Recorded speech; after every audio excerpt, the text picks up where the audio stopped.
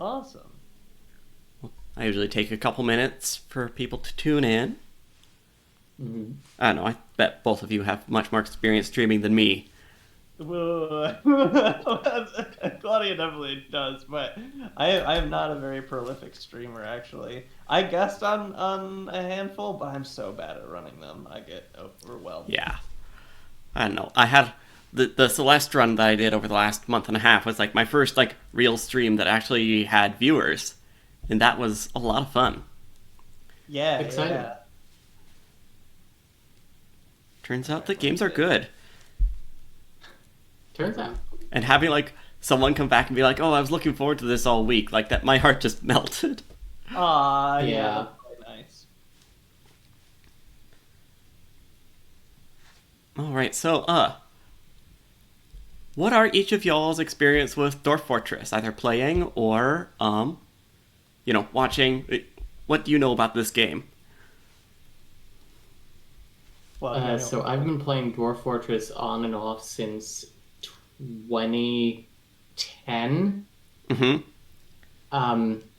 Usually what I'll do is I'll play really intensely for a couple of months and then forget about it for a couple of years and then repeat that cycle infinitely. Yep, that's the way to do I it. think it is a great and cool game, and I love this game. I think it's awesome. By contrast, I've never played it, but it's one of those. It's always been on my bucket list of like, oh, that definitely seems like it would be up my alley. I definitely need to play it. So when I got your ping of wanting people to come on, I was like, ooh, this way I won't have to learn the game to enjoy it. Yeah. All right. Well, we should just start open up the game because we're going to have to start out by picking out where we're going to embark. I guess I should say my experience with Dwarf Fortress is almost certainly have less experience than Claudia, since I got into it.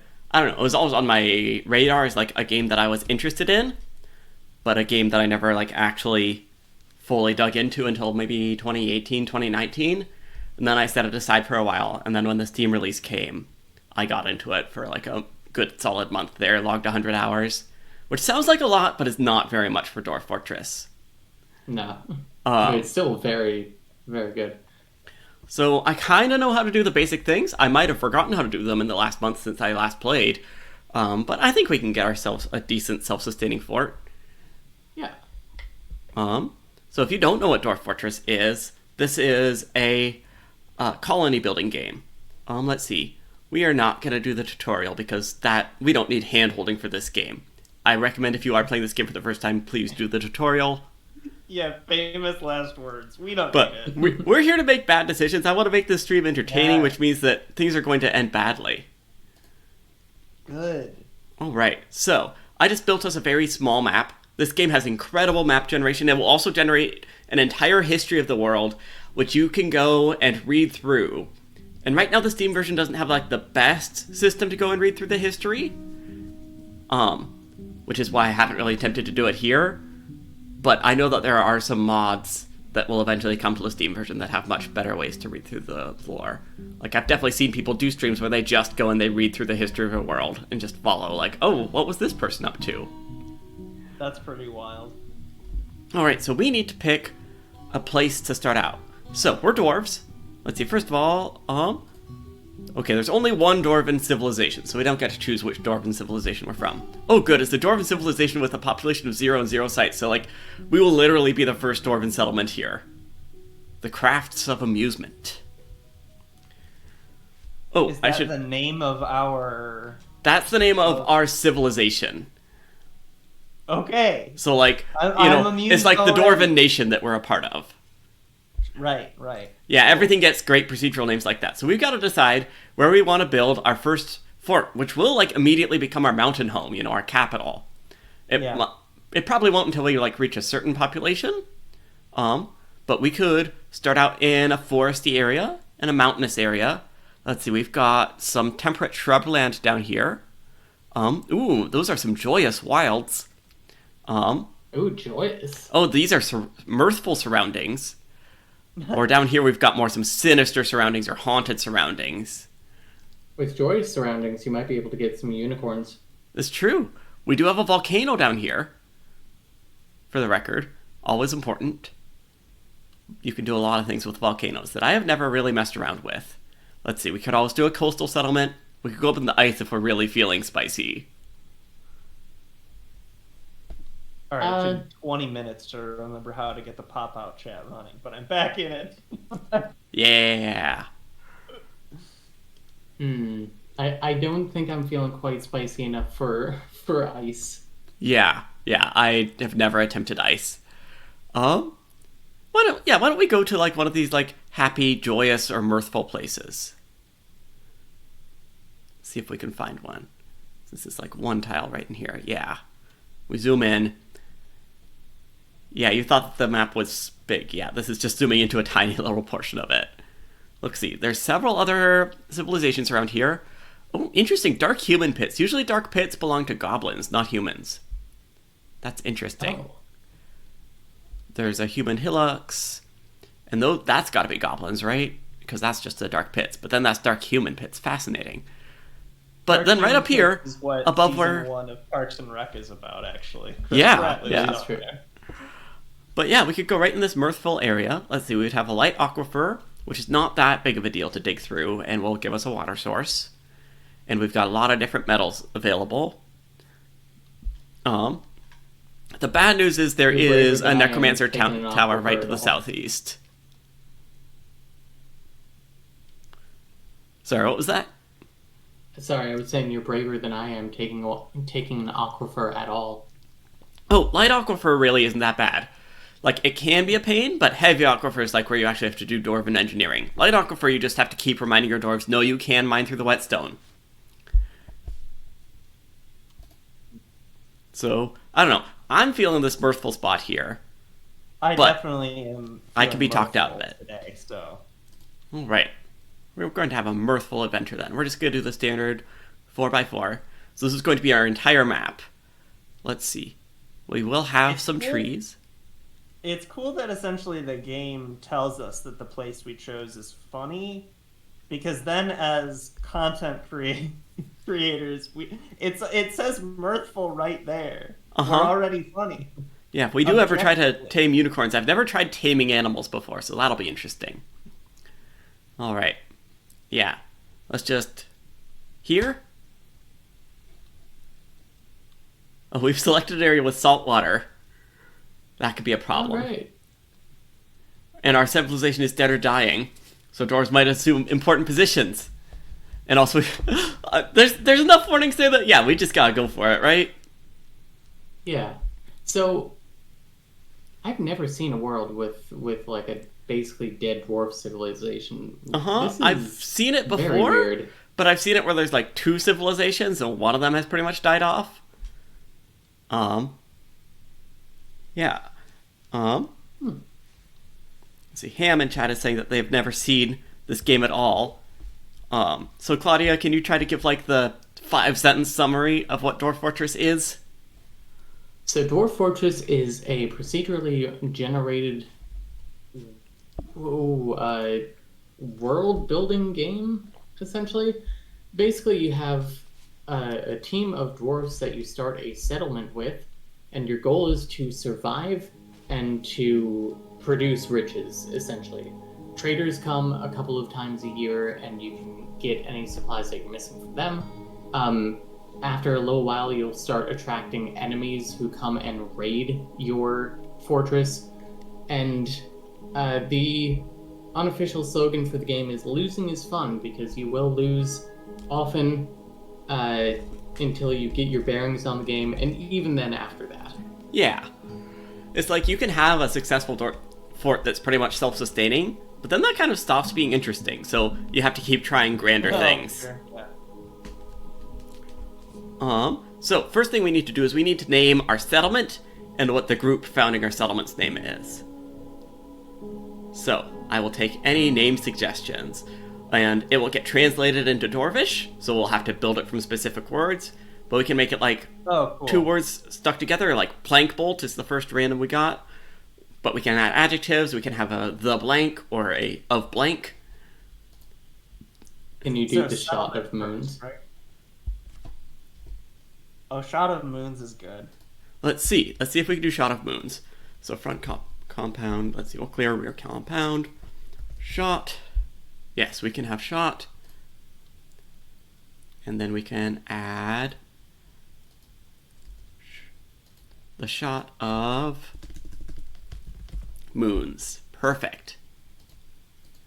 So that will be the name of our settlement, the Shot of Moons. Or right now it's just Shot of Moons. Let's make it the Shot of Moons.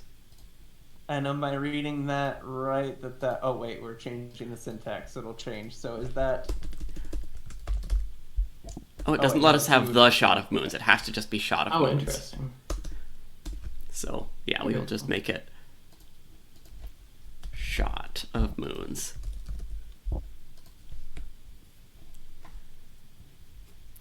Yeah, So yeah. Keskal Elon in Dwarvish.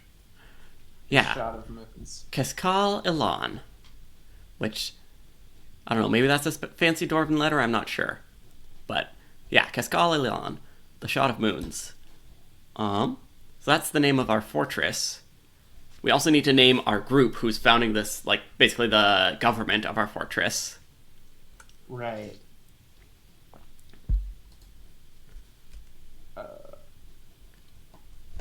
If we want to continue the moonshot metaphor, we could do let's see,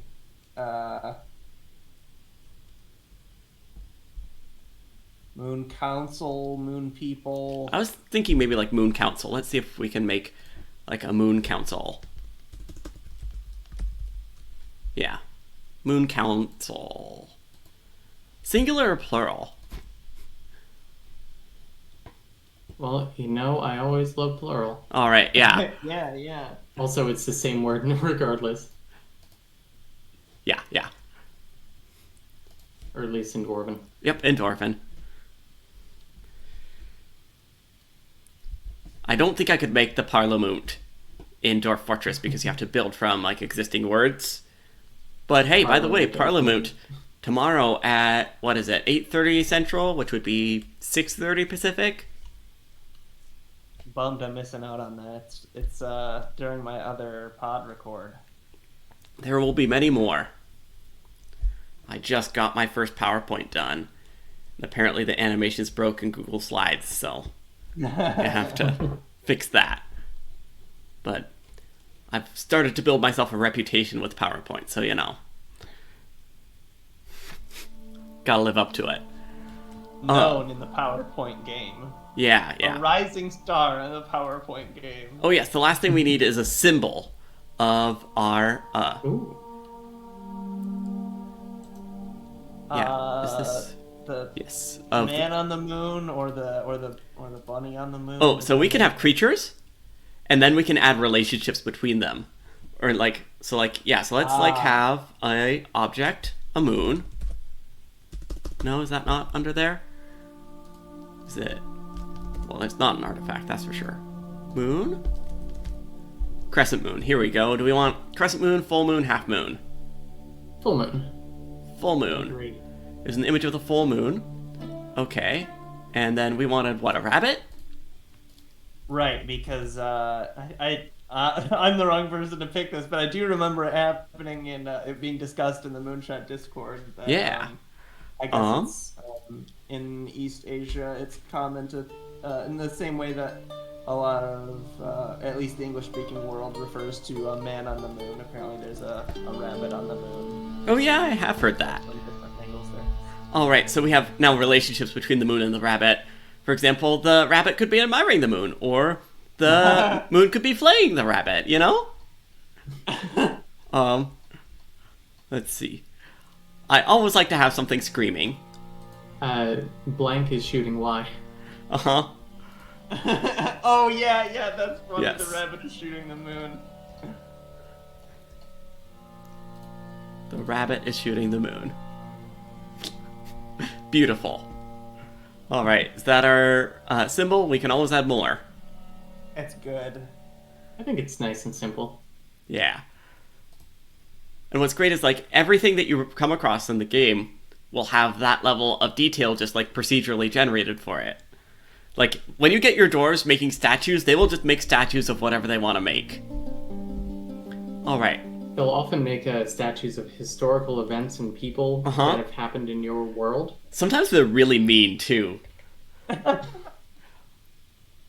remember I had a dwarf who hated flies, and like half of the statues that she made were of flies, just like flies. So then I just filled her room with them. It's like, okay, I don't know why you're doing this, but okay. I think she ended up being like a baroness. Alright, so we need to stat out our dwarves now. We just have a simple point-buy system here with a lot of stats to give to them. We've got our skills broken up into crucial, laboring, combat, and other. So yeah, there's a lot of skills to keep track of, so we're going to try to keep it relatively simple here. Let's see. So I will take input on this, but we definitely need a good miner dwarf to dig us out a, starting place, and we can give them a few other skills too. Like, I usually like to have my mining dwarves have a bit of masonry, so they can also, smooth out the stones that they've mined. And maybe, a little bit of stone cutting. And then, I usually like to give them, like, 1 or 2 soft skills. Just because why not? Is Wind Instrumentalist too soft? I did see that on the list. And we can add that, yeah. We'll have to find out what wind instruments exist in this world. Yeah, in fact, they're just going to be an adequate wind instrumentalist. There's Nil. Just like me. Yeah.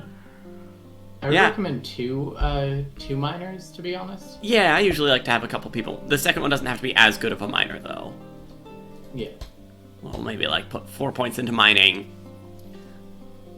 And then let's see what else. 6 points into wind instruments then. I don't think we can go that high. But we can. Yeah, sure. Everyone can have some instrumental ability here. Why not? We still have a few more points to assign, though.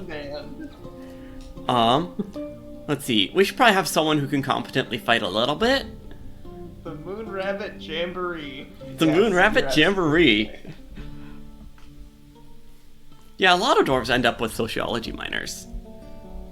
That's true, Electric Gauntlet. Alright, let's see. Yeah, I guess mining does also just apply as a combat skill, huh? Yeah, you can use your pickaxe in a lot of cases. Oh, but you know what you need to be good at as a dwarf? Biting. You gotta be good at biting, and you gotta be good at dodging. If you got those two down, you can kill a behemoth. You can kill a giant. By biting its nose off. That's a direct quote from the film Dodgeball. Yeah. Basically, these dwarves live like they're in Dodgeball. Alright, so we've got 2 minor dwarves. Let's see, we should have a woodworking dwarf. So we'll make them a woodcutter. And I guess, should we make our woodcutter also our carpenter, or should we spread that out? I would say... I usually make it the same person, but... Yeah. It's vertically integrate. Yeah. Let's do both. And let's see. We'll also make you okay at burning wood, because that's always good to have. And let's see. I'll give you a point in planting, just so we can have someone else help out our main farmer dwarf when we get there. And yeah, some wood crafting. And of course we have to give a soft skill. We've got 2 wind instrumentalists. I'll scroll through this slowly. I think they have sharp teeth and just a really, really strong bite. Yeah, I think the question in chat. That's a shame that we gave them both biting skills and wind instrumentalist, because having experience playing the trumpet, if I had big biting fangs, I think I would be worse at that instrument. But then again, it would be built around their physiology, so what am I even talking about? Yeah. I don't know. I played the trombone for a couple of years with braces on. And that was... I managed to do that somehow. Woof. Oh, you should make this person an axe dwarf. Yeah. We'll give you a point in axe dwarfing. So that if they get into trouble out in the wilderness, they can defend themselves. Yeah. Not very well, but a little bit. Yeah. All right. So we've got 2 miners and a woodworker, and our miners can also handle most of our stone needs.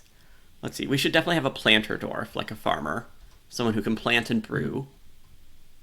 Because if our dwarves don't have alcohol, they will lose their minds and throw a tantrum that gets very violent and kills other dwarves. We don't want that. No, we don't. Yeah, dwarves will only drink alcohol unless they're very sick, and then they will drink water. So, like, the first thing you gotta do in this game is get your alcohol industry going. Let's see, What's the difference between stone carver and stone cutter? I think I'm probably asking a real-life question there. I think one of those involves, like, making furniture out of stone, and one of them involves, like, smoothing stone, and then, like, masonry is, like, making, like, other useful things out of stone. I don't know. Cool. You know, they're dwarves. They should have a lot of different stoneworking stuff. Definitely. So let's see. So we've got a few points left to give them here between, I guess... This is still our farmer, right? Yeah, this is our farmer. This is our farmer and brewer. I mean, they could be a chef, too, if we want. So I actually have an answer for stonecutter. Yeah?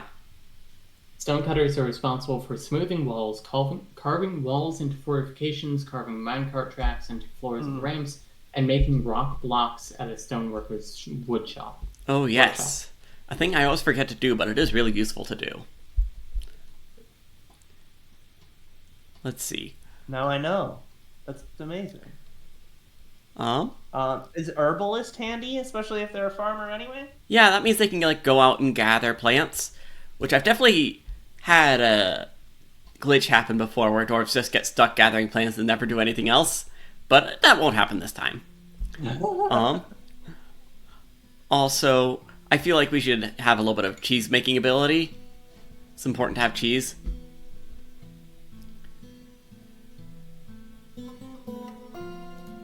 Can't imagine life without it. Okay. Actually. We got our farmer. Let's see. What else do we need around the fort?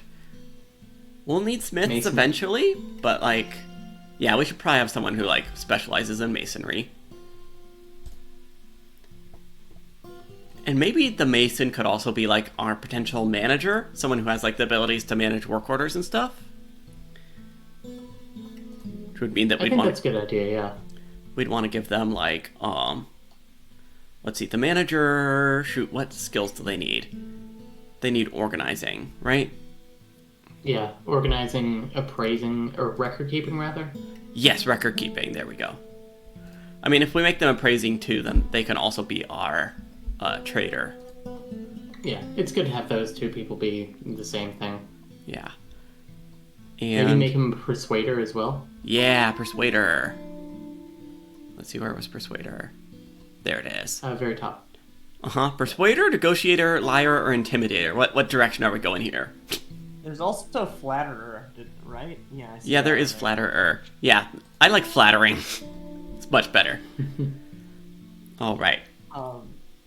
Is there anything along the lines of getting, like, a physician or a medic or a... Yeah, like, there's a bunch of doctoring skills here. And it'll probably be good to have a medic on board. I don't want to have a dwarf who's, like, full medic from our starting 7. Because, like, maybe we will... like a medic plus... Let's see. We want someone who can... Studying the... Let's see, we want someone who can diagnose things so they can actually figure out, like, which bones are broken, or what fingers are missing. They should suture as well. Yeah, suturing. And I'll give them a point in surgeoning. They're not very good at any of these things, but they at least are aware that they exist. Alright. What does our doctor need? Let's see, I'll give him another point in suturing. Why not? Oh, how does that make them into a peasant from a doctor? I'll give you another point in surgery. How about that? It just assigns them roles based on, like, what their stat spread is. Right. What other skills should our doctor have? They should. I mean, what? Maybe they can be like the cheese maker. You said that that's an important thing. I was joking. You can have a cheese industry, and you can live off of cheese. I mean, if we are going to go with like some animals, then having someone who can like milk and look after the animals would be good. Yeah, and that makes sense for a doctor. Yeah. So we will go ahead and... You have a vet taking care of everyone. Exactly. It's all just bones and blood. So there'll be an adequate milker, an animal caretaker. See, I've never figured out animal training, so we're probably not going to worry about that. And, yeah, point in cheese making. Gotta have redundancies in the cheese industry. I would request that at least 1 point for our last dwarf goes to Soper, because I think I think we should be dwarves practicing good hygiene. Soap is such a pain in the ass. Oh, is it really? It is. We don't have to if it actually makes it worse. You asked for a soaper. We're gonna have a soaper. All right. We'll see whether they actually make any soap. Butcher too. What was that, Claudia? They should be a butcher. Yeah, a butcher. Let's see where's butchering. Oh, was it in the crucial? Yeah, it was in the crucials. Might be crucial. There we go. We'll make them a competent butcher. I always like to make a butcher also be a bone carver, so then they can actually do stuff with the bones that they're left with. And then should we also have them be some sort of hunter? Since I guess we have the animal caretaker who might be raising animals. Yeah, and sending your dwarves out to hunt is always a little dangerous. That would make sense, yeah. So maybe we'll just have them be the butcher for our animal caretaker. But I guess our butcher should also have some fighting ability, huh? Maybe put them 1 point into Tanner as well. Oh, that's a good point. Yeah. So we can tan some leather. And then, yeah, I think it would make sense to give them a point in whatever the most butchery. Probably Swordsdorf. Great. All right. We've got our crew. Let's see, now we need to actually take our starting items. Let's see, we've already got like the basics along with us. So we won't spend too long on this because we do want to actually, start our fort. But yeah, we've got all the basics. I probably want to bring some extra seeds to plant beyond just plump helmets. Mm-hmm. So let's go to plants. Plump helmets are like the standard mushrooms that your dwarves grow, brew, drink, and eat. It's like your dwarves can just live off of plump helmets. They won't be super happy about it, but they can. Oh, can we not start with anything other than plump helmets? Weird. I'm going to take a few more just to be safe. It might be just what grows in this area or something? Might be. I guess we can take a bunch of garden vegetables that we can grow above. Vegetables? Yeah. Yeah. Sure, let's bring... That's the difference, that plants are underground. What sort of vegetable are our dwarves going to grow? We got lots of options. Watermelon? Alright, we will. Or pineapple? These are some very silly We'll bring ones some here. watermelons. We'll bring some pineapples. Why not?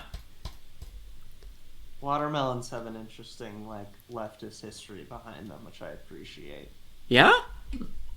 Tell me about it. I mean, the whole reason there's this, the offensive... You'll see, offensive stereotypes of, Black Americans growing watermelon and eating watermelon, especially in old racist cartoons. Or yeah. Because in the period before that, it was one of the only economically viable farming strategies that was available to Black people was growing watermelon in America, and so it became too much of a threat to the apartheid system, essentially. It had to become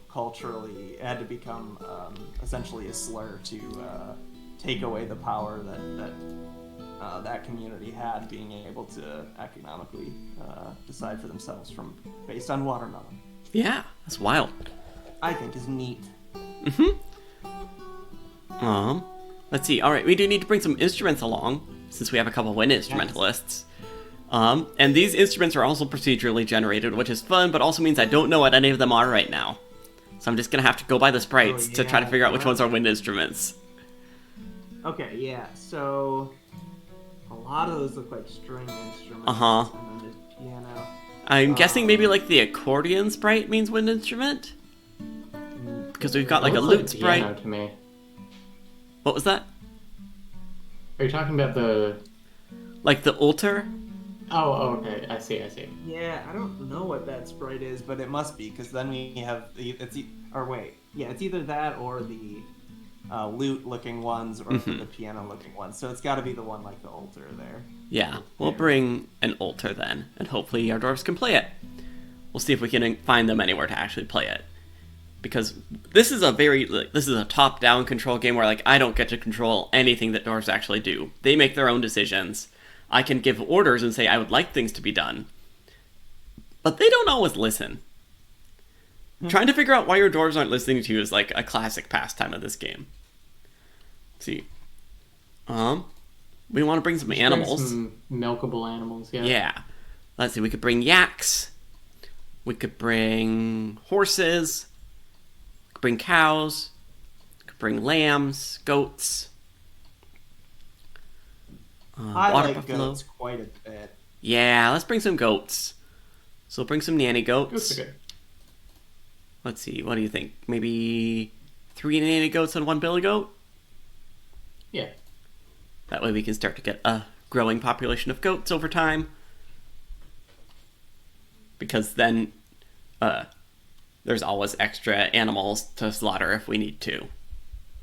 Unless we're going to be vegetarian dwarves. Live effort. We already invested in a butcher. We already invested in a butcher, that's true. So we're probably not. We're purely butchering beyond meat. Yep. Impossible goat. Okay, we have a lot of points left to spend. So we need to figure out what else we want. We should bring, like, thread. Yeah, let's bring thread. Yeah. Let's bring some silken thread, Bring because some that's... thread. Bring a little bit of yarn.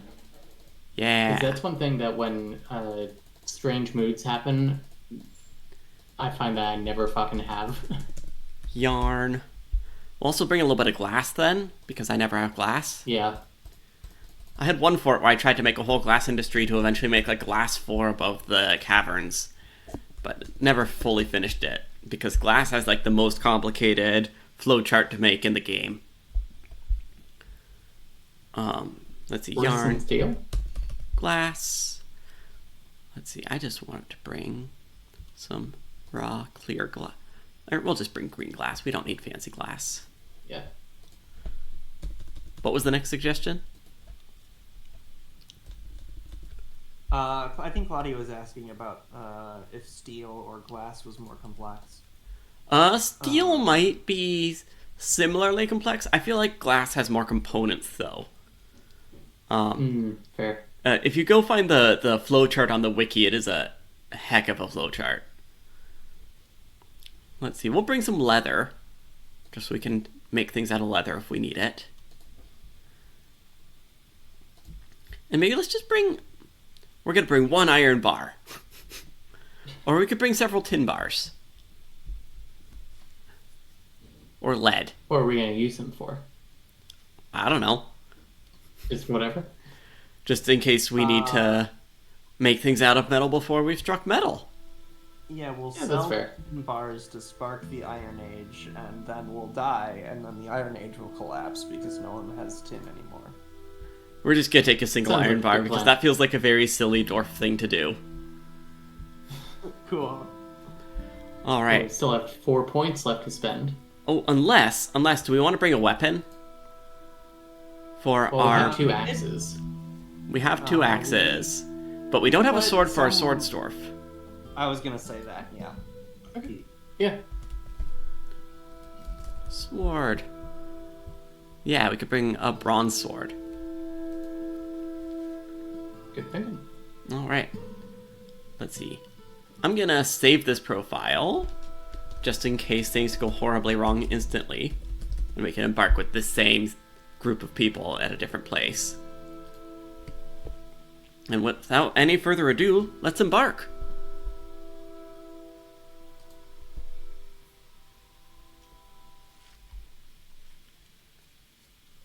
All right. A Dwarfin outpost. You have arrived.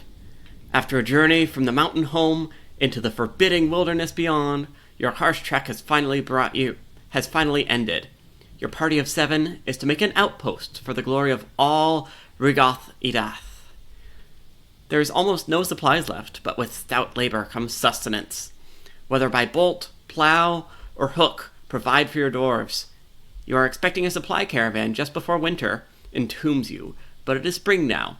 Enough time to delve secure lodgings, ere the black bears get hungry. A new chapter of Dwarven history begins here at this place. Keskal Ilan, the shot of moons. Strike the earth.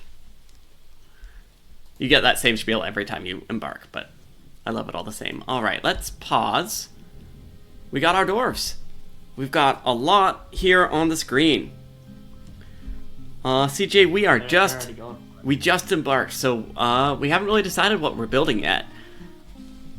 We were just kind of getting set up. But yeah, what sort of thing would we like our dwarves to build? What sort of fortress or civilization or town? Almost always dwarves would rather dig downward. Yeah, but, how much of our surroundings can we see from our vantage point here? We can look around a good ways.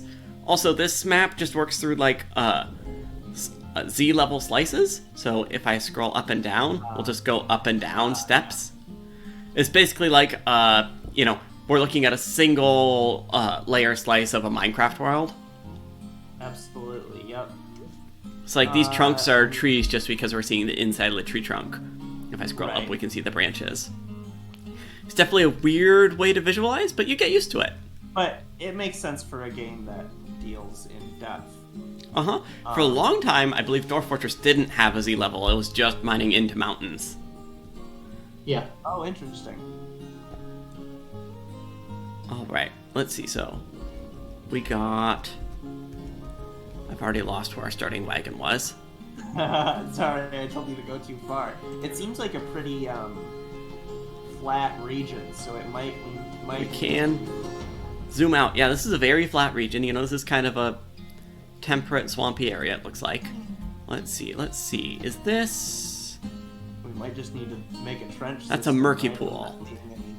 Yeah, so first things first, we're just going to dig straight down, and we're also going to start chopping trees. Those are like our first two priorities. So let's zoom back into it. You should also dismantle the cart. Oh yeah, I always forget to do that. What's the...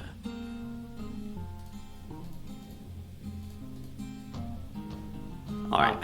Yeah, the fact that you can use the mouse in Dwarf Fortress I know. blows my mind. It makes it so much more accessible for me. Like, I could do it before, but not having to learn like 30 keyboard commands, like what every key on your keyboard does in this game, and also what the capital of every letter does. Yeah. It's from a different era of gaming, Like, I always think of Dwarf Fortress. I think my brother originally came up with this metaphor. We're just gonna dig a little shaft straight down to start out with. Just dig some stairs straight down. Yeah. Just to see what we're going to strike. Let's see. Let's also build a stockpile. We build stockpiles to tell our dwarves to store things in specific places. We're just gonna make a little stockpile hood here for wood. We can be more specific if we want to make a custom stockpile, but here the wood setting will be just fine.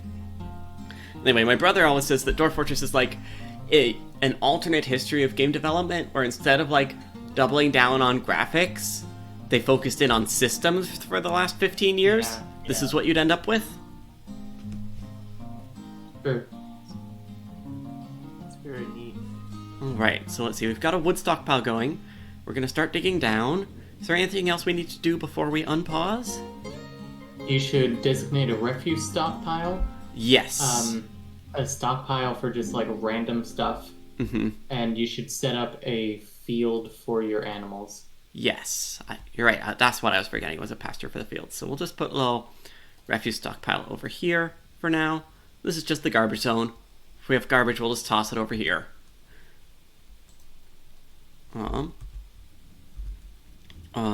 Let's see, CJ, there is very little chance that we would make it to hell tonight. I don't know.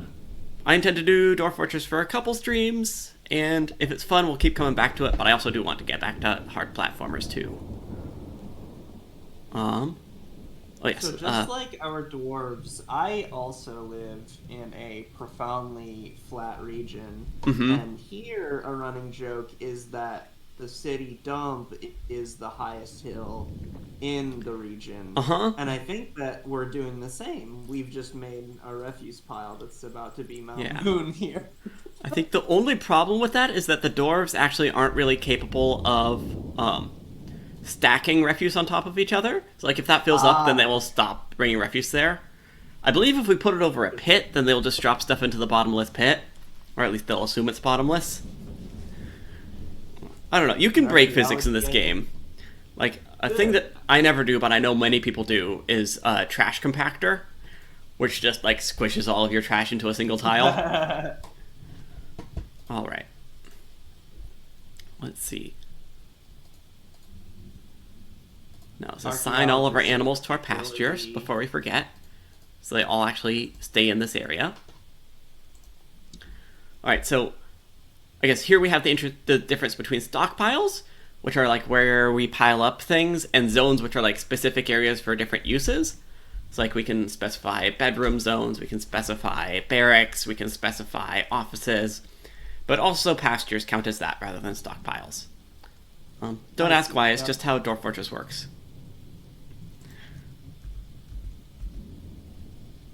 Alright. I think that's everything. Oh, let's also build a carpenter's shop before I forget, so we can start working with that wood. So we will go to build a building, go into workshops, which is where most of our buildings are, and build a carpenter so we can actually make stuff out of wood. Oh, we don't have a building material yet, so let's unpause for a moment. Yeah. Watch our dwarves hard at work. Digging down, are they also obtaining the materials? Like, as they're digging down, are we also getting dirt and stone? Or dirt doesn't provide materials once we start digging through stone. Understood. Oh, yes. Digging designations have been cancelled due to damp stone being located. That means we've hit our aquifer, which means it's going to be annoying, and we're going to have to go in and tell our dwarves, no, you can mine the damp stone. It's okay. It's not going to flood. I promise. They don't always believe you that it's not going to flood. Let me make sure that that's good. There we go. So now, our miner should come back. Emphasis on should. What are you doing, buddy?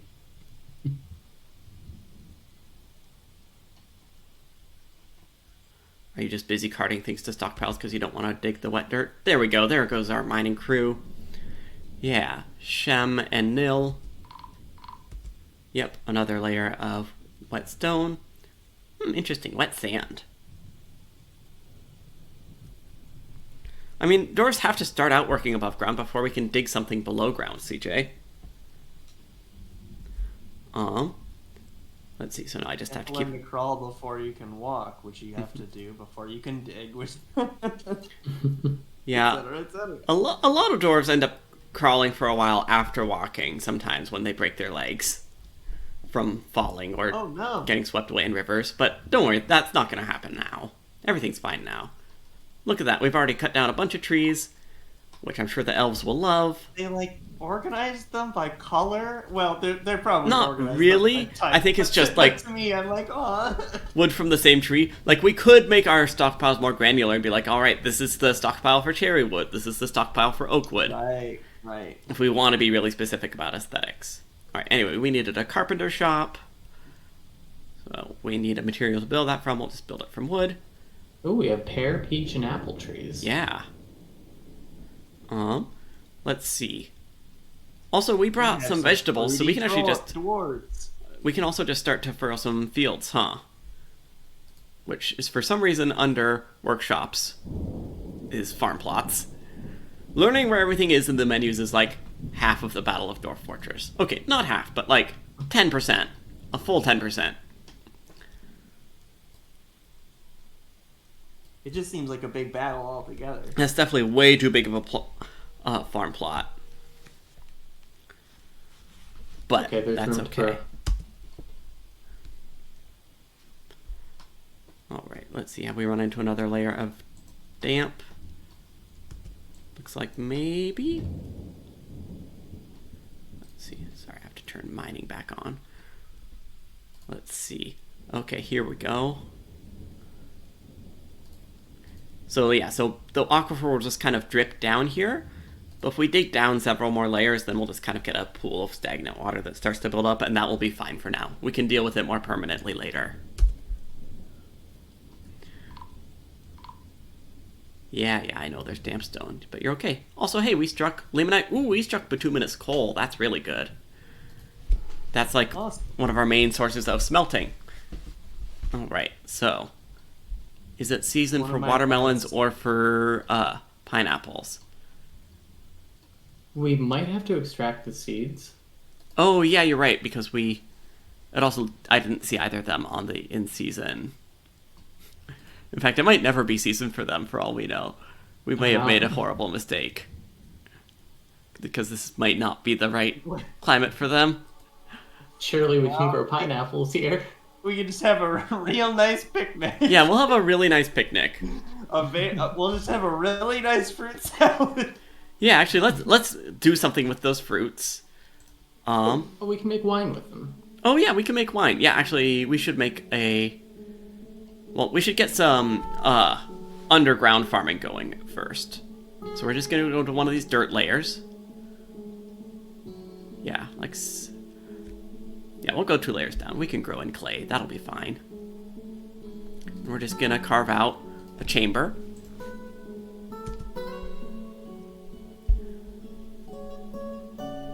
And in here we'll put some more farm plots, and we'll start putting some of our farming workshops. One of my dad's favorite dad jokes when I was growing up was he would engineer a situation where you would say, "What's an aquifer?" and he would say, "It's for aqua." Yeah. Straightforward to me. Uh-huh. I like bad puns. I'm here for bad puns. Me too. One of my dad's favorite dad joke is knock knock, Who's there? Amish. Amish who? That's funny, you don't look like a shoe. He told that joke at every family gathering for like 10 years.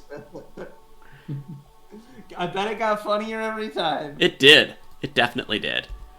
Let's see, so we'll build some farm plots down here, and then we need a still for sure, so we can start to brew alcohols.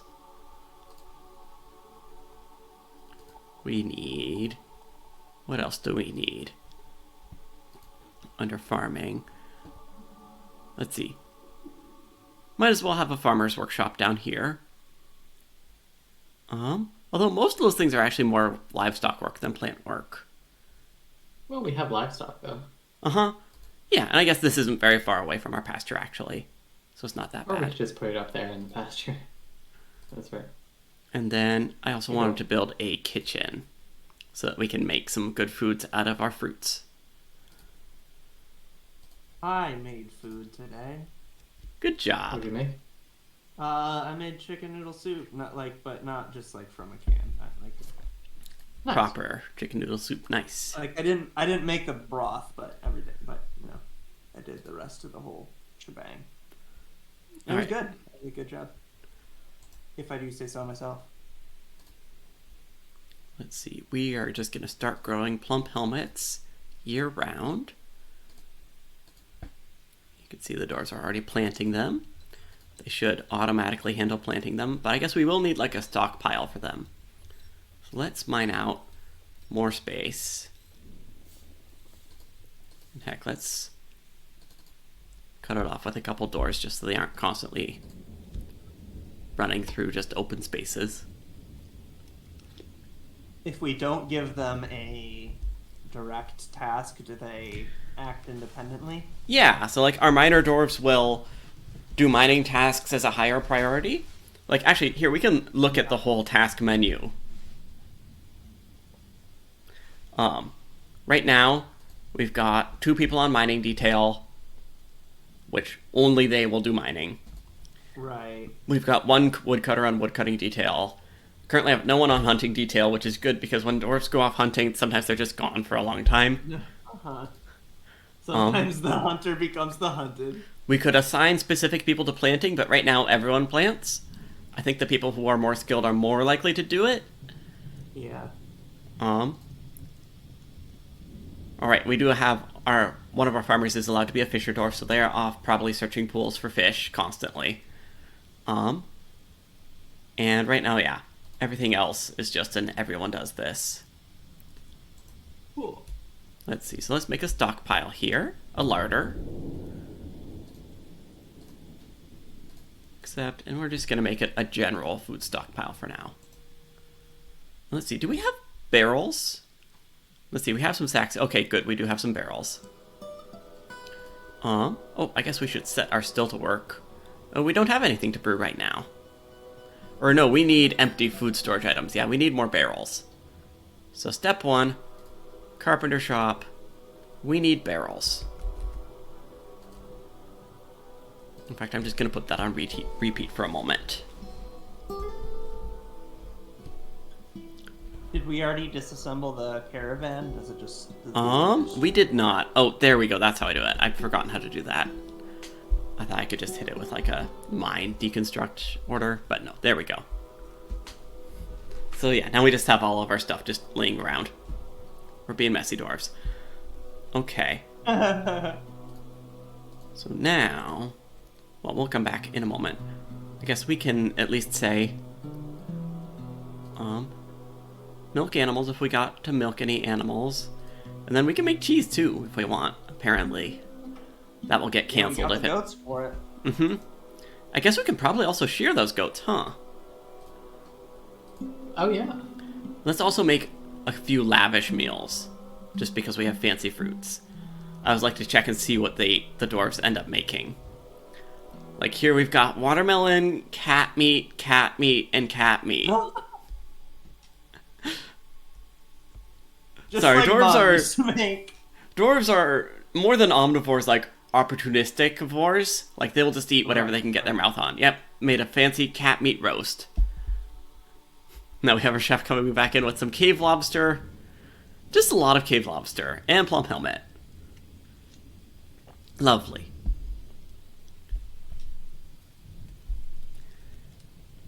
Oh, a thing that can happen is if your dwarves eat all of the plum helmets, they eat them seeds and all, but if the plum helmets get cooked or pressed into alcohol, then you get the seeds back to plant more. So like if you end up eating too many of them, you can end up with a food spiral. I've definitely had that happen. You want to make sure to process them first. Yeah. Like right now, it appears we're not doing that, but that's okay. We were just making a few fancy meals, to celebrate our arrival. Okay, now let's go down a few levels to where we had some stone. And where things haven't, like, fully flooded yet or anything. And let's start to dig out some living quarters, yeah? Yeah. Our dwarves would like places to live. And let's see, okay, this pool is starting to get a little bit full. Our dwarves are gonna own a home way before me. Oh, definitely. No question about it. Same here, Alright, so let's see. What shape do you like to do your dwarven apartments, Claudia? Because different people have different takes on. I usually do 3x2 rooms. Yeah? Just cause, you could do like 3x1 rooms, but I think that's a little cruel. I like to do like 2x2s usually. But we can do 3x2s. We can have our dwarves living fine. So that will be a dwarven room. We have to mine out one tile there so we can place a door in the future. Oh, by the way, we should probably stop making barrels here now. We'll get a manager before too long, and then we won't have to do all this by going into each individual workshop. You should make beds. Yeah, let's make beds to start with. 2, 3. We're going to make exactly the right number of beds. 4, 5, 6, 7. Now that looks like a pain in the ass, doesn't it? To have to click each one individually. The good news is, once we assign a dwarf as our manager, we can actually just assign things by numbers. But we have to have a dwarven manager with an office to actually, like, assign work orders and validate them and stuff. Like, there actually has to be... We have to have someone actually be a bureaucrat. That's great. It makes sense. Alright, let's see. This game said middle manager rights.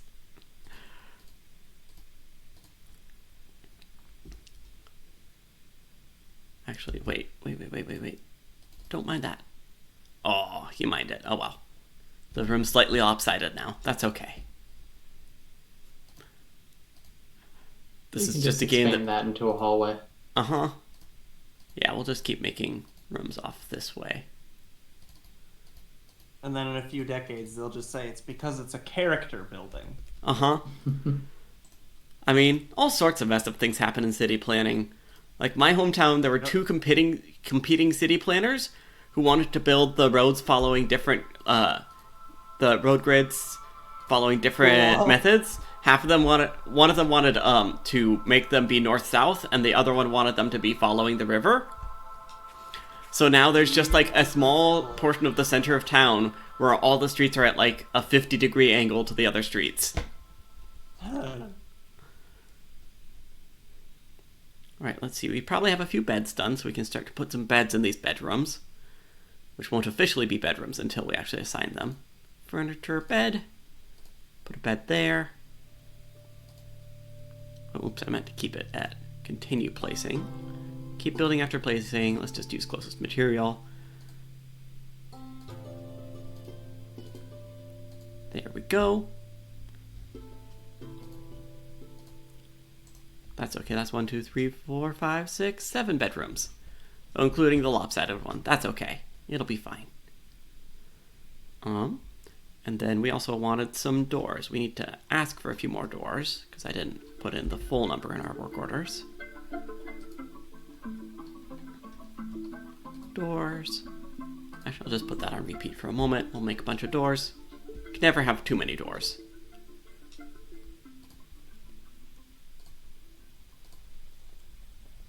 Alright. Put doors there. Alright, I'll have to wait for more to get constructed. And then we'll be able to assign all of these as bedrooms. Wonderful. We can assign this first bedroom right now. And there we go. You can also assign multiple bedrooms at the same time. So we'll do that once we have the rest of our doors. And we can, if we leave them open, doors will just kind of claim them at their own pace. But we could assign a specific bedroom to a specific dwarf. Electric Gauntlet in the chat says 3 Dwarves Down is a parody band. It's so good. That is a great parody band. You should give the expedition leader the weird bedroom. Yeah. Who did end up as our expedition leader, actually? One of our 2 miners, yeah. Let's learn a little bit about our expedition leader, huh? Yes, please. Here, we'll pause it for the moment, because our doors aren't doing anything particularly important. Oh my god, this menu system is Shem beautiful. Dawnbolted, who is our expedition leader. We can see a brief overview that they value tranquility, have a high stamina but poor focus. They're agile but sloppy. They're adequate biter. What is the average lifespan of a dwarf? Is 67 there? Is that still young for a dwarf? I think they live generally into the low hundreds, mid hundreds, I feel like. But also it is a harsh world, so, Right, most of these dwarves aren't dying natural deaths. Right. I don't know if I've ever seen a dwarf die a natural death. Most dwarves live to be around 150 to 170 years of age. Uh-huh. Okay. So, still got more than half.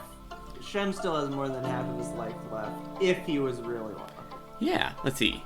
Under health, we can get a brief description.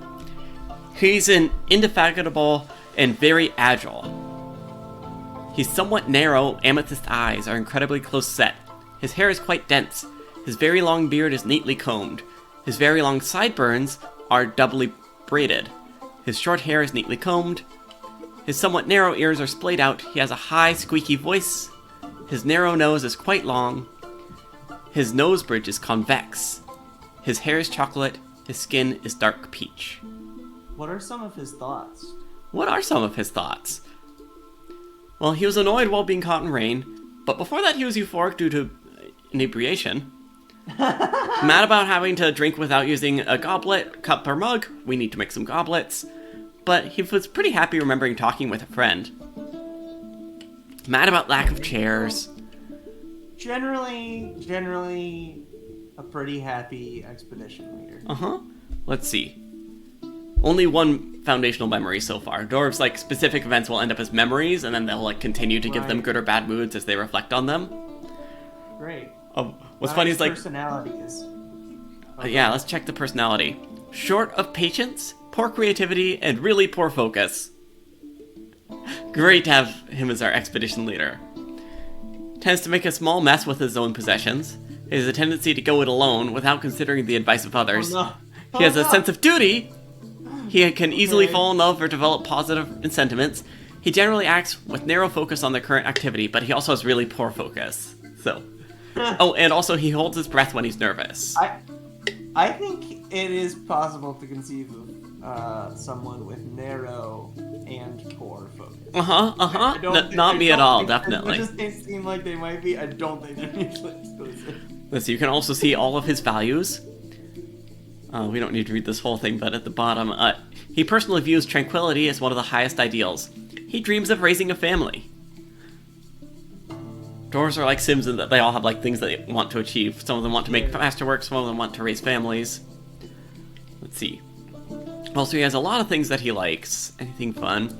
He likes dogs for their loyalty, wolves for their cunning, flax plants for their flowers, the words of the russet sweetness, the sound of the bell of incense, and the sight of the lutes of dance.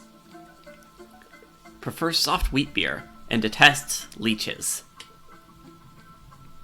Me too. And then let's just see if he has any important relationships. He's good friends with Aben, our farmer, and a kindred spirit with our animal caretaker. I think that's even closer than close friends. I'm not sure, actually, which is closer, kindred spirit or close friend. Looks like he gets along with everybody. And worships Id, which I don't know what deity that is right now, but we can find out. Let's give Shem a nickname. Just because that's our first expedition leader, that's a character we should keep track of.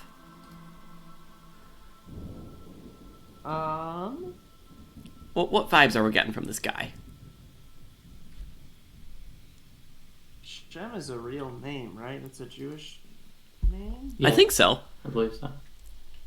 A lot of the dwarf names just end up, like, not relating to any human names that I know of, but I think Shem is one. Yeah. It is, yeah. That's what Google's telling me. Oh, right. It means name. Because, like, yeah, right. Because of, like, Hashem is the name, so that makes sense. I guess that doesn't answer our question of what his nickname should be, though.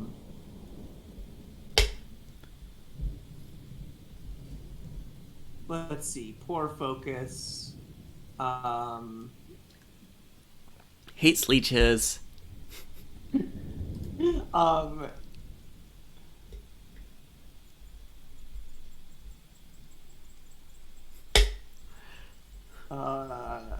Boy, it's not coming to me. We could always come back to it. Yeah, we can always come back to it. Well, he'll have to earn it. Yeah. I'm just gonna go with the placeholder of Eagle Eye right now, just as like a kind of an ironic name, you know? Yeah.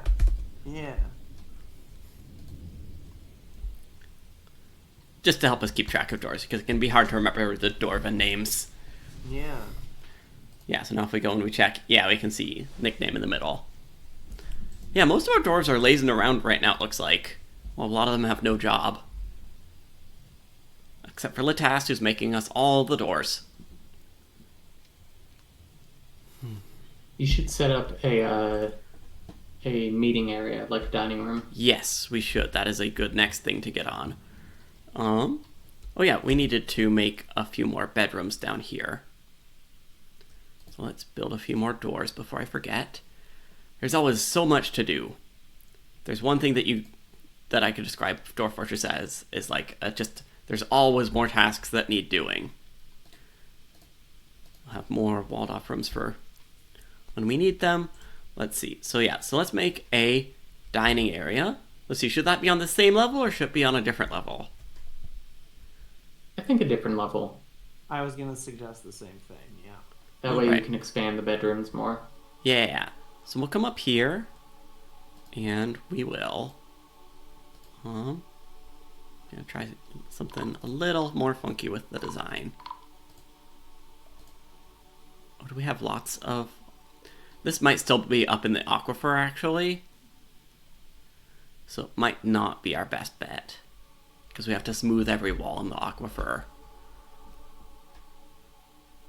But actually, if we do a thing where we come over and we dig down over here, then we won't have the drippings from the aquifer down here. And then that can just be our runoff pool for now. And then we can go down a layer and dig out a fancier room. Yeah, something like that. I always like to do circular rooms for dining halls too. Yeah. Nice big grand dining hall.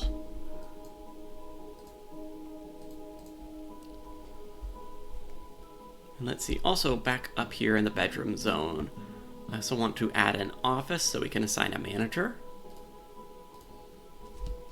Because it will be good to have someone who can manage all the things that we need built. Oh, also I never got our still going. We need to get our still. Brew drinks. Just repeatedly. Brew drink from plant should be pretty much always brewing our plump helmets. Okay, up here, we can stop making doors for now. We need to make a couple tables.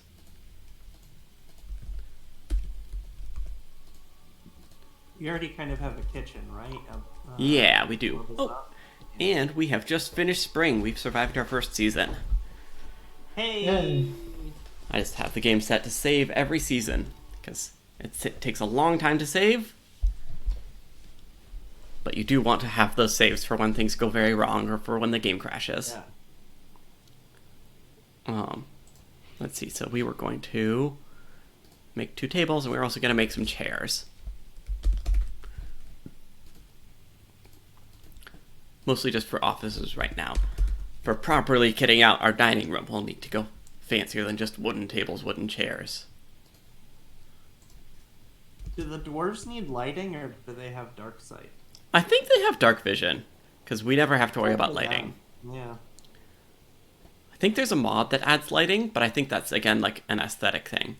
Ooh, also, we do just have bituminous coal here. We should probably just start mining some of that out. Because that is good to have. Also, you should make a masonry shop at some point and start making goblets. Uh-huh. Just because your dwarves are complaining about having to drink with their bare hands. Mm-hmm. So once we have those offices done, we'll make a little masonry space up here. Can have a little stone stockpile, a mason shop. All right, good. We've got our office. Oh, good. We're starting to flood a little bit more too. It's gonna be fine, right? We don't need to worry about that. Yeah, almost certainly. It's just making the floor a little muddy. You know, What and could dwarves happen? love waterfalls, right? What could possibly happen? Like, genuinely, one of the best ways to guarantee your dwarves are happy is to just make a waterfall that they're always walking past. They love those things. It also cleans them. Mm-hmm. We didn't need the soap after all. Well, they're especially clean after soap. They, like, get a specific good mood of took a soapy bath. Oh, that's nice. I also get that, Bob. But I feel like they treat soap like, is it like Victorian English society where it's like, oh yeah, you bathe once a week. Any more than that is bad for you. Uh-huh. Well, we never assigned the rest of the bedrooms either. Let's assign multiple bedrooms. So if I click multi here, then we should be able to make a bunch of bedrooms at once. There we go. Oh, this doesn't count as a bedroom because that door doesn't... Dwarves can walk through corners. Oh, yeah. So we're just going to build a single square of wall there. Just so that will actually be closed off. And then we're going to assign this as an office. We will need to say specifically what dwarf gets this office. So if we click on that, we can assign a dwarf. One of them manager skills, right? Yeah, we did. Let's see. So if I go back to administrators, there we go. We can assign all the administrative positions of the fort. Right now we just have our expedition leader, and let's see. Different leadership positions need different things. You got a militia commander who will, start your armies, because you can go out and raid other civilizations, and you will get attacked eventually. You have a sheriff who handles crime and disorderly conduct. There we go. And the hammerer who punishes them. I've never had crimes happen in my forts, and I don't know why, but I've never had the Dwarven justice system happen. I think the only time I've ever really used it was for vampires. Manager is who we need to assign right now. Vampire a crime now? If being a vampire is wrong, I don't want to be. Being a vampire isn't a crime, but a woman do anything. But draining random dwarves of all of their blood and leaving them dead is a bit of a crime. However, if you can make everyone in your fort a vampire, then you have dwarves who never get tired and never need to sleep, never need to drink because they want to drink blood but they don't have to. And so you can just have the strongest fort possible if everyone's a vampire. It's just bad if any travelers or traders come by, I once had a fortress die because basically everyone left turned into were-foxes. Oh, I've been there, yeah. A were-animal spiral is definitely a way you can lose a fort. Because if a were-animal bites someone, then they have a very, very high chance of also becoming a were-animal and changing it the next full moon. So you have to, pour through the combat logs and find out everyone who was bitten by the thing and, exile them to their own rooms. Yeah, you legit have to do contact tracing. Wow, that's cool. Yeah, I've lost a fort to were-horses. Let's see, also we did... my were-foxes, I was like, I'll just make everyone a were-fox and then everything will be fine. Won't have to worry about anything. But then they started attacking each other, I think. And it was just too much. I abandoned the fort, which actually let those were-foxes out into the world, which I didn't consider. They were already out in the world, but yeah. Alright, so we've assigned our bureaucracy here. We've just put Meng, our mason, in charge of managing, so in charge of assigning work orders and stuff, and as our broker, so when we do have traders come, they'll be in charge of doing our trades, and also bookkeeping, so we can keep track of how much money we have created, how much dwarven value we've made at this fort. Perfect. And we can see that Meng is unhappy. Oh, and also our dwarf that we gave some doctoring skills is our chief medical dwarf. They need a meager study, so let's assign a meager study. So that's just going to be another zone. We just click the zone that we made as an office. We'll assign our manager to it. And now they should be happy if we go back to that menu. Yep, we can see now their needs have been met. As your fort grows, you'll eventually get nobility who move in and start to demand fancy bedrooms and fancy offices and just rooms just full of really, really valuable stuff. But right now we just have an expedition leader who doesn't need anything. Eagle Eye's fine, Eventually he'll be replaced with the mayor, I believe. Yep. Once you hit 20 population or something, the dwarves will elect a mayor instead. And all of a sudden it's the most popular dwarf instead, with the best social skills. but oftentimes that means that they're also, like, not well suited to the job. Right. Let's see. Oh, I can also assign that last bedroom here. All right. So would y'all like to work on our masonry over here and start making some stone crafts? Or would you like to go and learn about our manager? Let's make a few cups and then learn about our manager. All right, yeah. Agreed. All right, so we are going to make a tiny little stone stockpile here, like one that honestly is like probably too small to be meaningful. Oh, oops, I didn't click accept.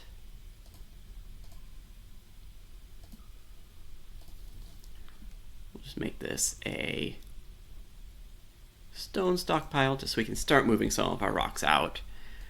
And now we need to build a stone worker.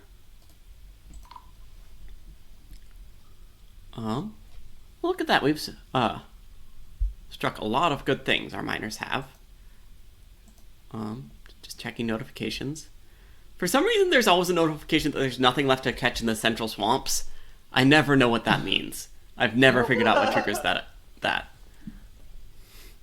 And yeah, just an update that Magno is a manager rather than a mason. But now that we have a manager, actually, we can assign work orders. So, that will be here. So now, instead of going into each workshop individually and assigning tasks, which still sometimes you end up wanting to do, we can assign work orders. So, like, we need mugs, yeah? Mm-hmm. So we're going to make a bunch of rock mugs.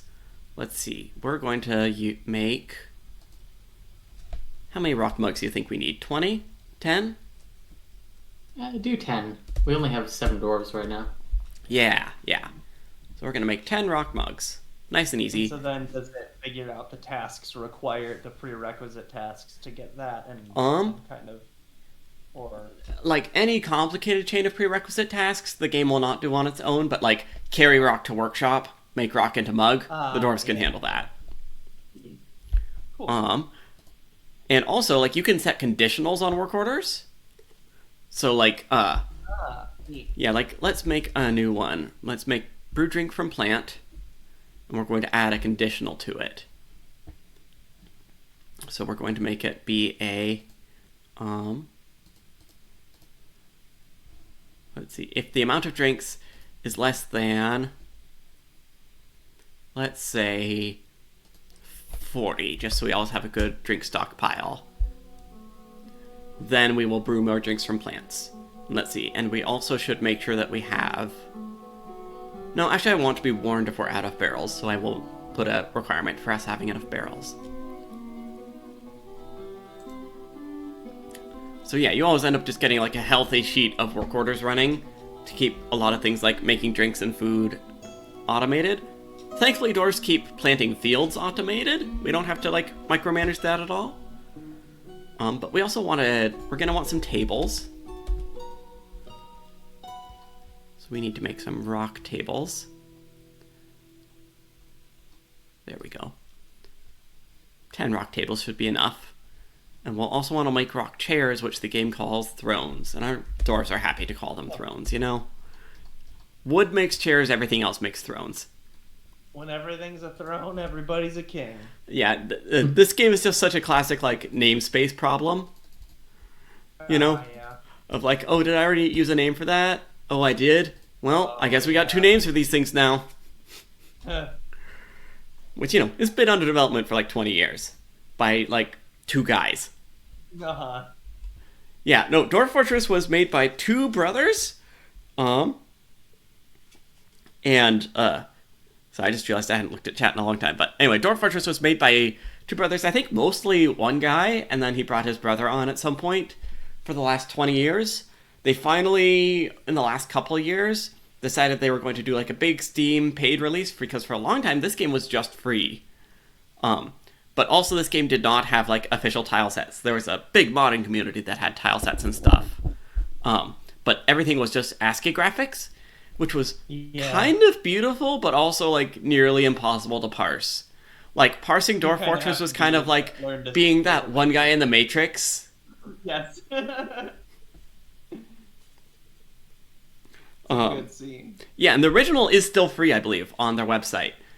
Highly recommend paying for the Steam version, though, because this game deserves to be paid. I think they actually decided they were going to do a paid version because one of them had, like, increasing medical bills. Yeah. But also, like, they had such a big success, they were actually able to, like, hire someone else to work on the game for the first time in the last That's year. awesome. Which, like, no one envies them looking at the spaghetti code, but also, like, you know, it is sure a thing. Yeah. Let's see, alright, we're making thrones, we're making tables, we're making mugs. Any other recurring orders we should just set right away? Let's just check that we can milk animals every now and then. We're just going to say, hey, let's see if you're able to milk 2 animals every day. We might get a bunch of job canceled notifications, but that's okay. It's not a big deal. That way we'll start to get a good stockpile of milk. And I guess let's also make that milk into cheese. So we'll say make cheese, and we'll add a conditional if the amount of unrotten milk items is greater than 6, let's say. So once we have enough milk, we'll start making that into cheese. Cool. See, I just realized I've got to check up on the chat, but alright. We should also check in on our manager, because that was what we were going to do next, now that we have a little bit of masonry going. Once those tables are built, we'll start to put some nice tables. Oh, actually, the last thing I want to do, I'm just going to do it here. I just want to see what kind of statue our mason's going to make. Because we can inspect a statue afterwards, and it's always fun to see what they make. Oh, so they put you tell them to make a statue, and they Yeah, and you have, can artistic direction. You can That's cool. specify what you want a statue of, or you can just say, hey, make a statue, and then they'll make a statue of something that they like. Beautiful. Or something that they hate, or a historical event that they remember. Like, they'll make statues of, like, oh yeah, that one time that my buddy got caught in the rain and was grumpy about it. I mean, just like real people do. That's art, baby.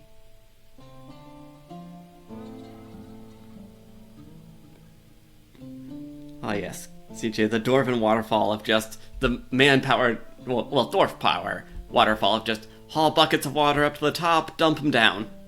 Back and forth. It's good stuff. Well, if we ever find a vampire, we could try to do a vampire fort. I'm not nearly experienced enough at this game. If you want to see some really, really good, like, edited and illustrated Dwarf Fortress playthroughs, there's a YouTube channel called Krug Smash, who does stuff. like these really beautiful, like, colored pencil illustrations of his fort as he goes. He has like a 20-part series making a vampire fortress, but like he expands it out and like takes the, you know, very hard to parse game and spreads it into the actual story. He like tells the story that happened of his game. Like, we haven't hit the point of any story happening here, but like over time, events will happen. Like, this first stream is pretty much just us fucking around and meeting a few dwarves. Like, if you have higher expectations than that, I don't think we're going to achieve very much tonight, other than, you know, getting some basics set up. Yep, getting our infrastructure. Alright, we were going to learn about... head off to bed soon. It's getting late. Absolutely, head off whenever you want. I'll stick around We'll a bit. probably play for at least 30 more minutes, but I probably won't go super long today. Yeah, maybe I'll stick it out then. But no pressure whatsoever. Yeah. If I need someone to get in here and chat, I can just bother CJ.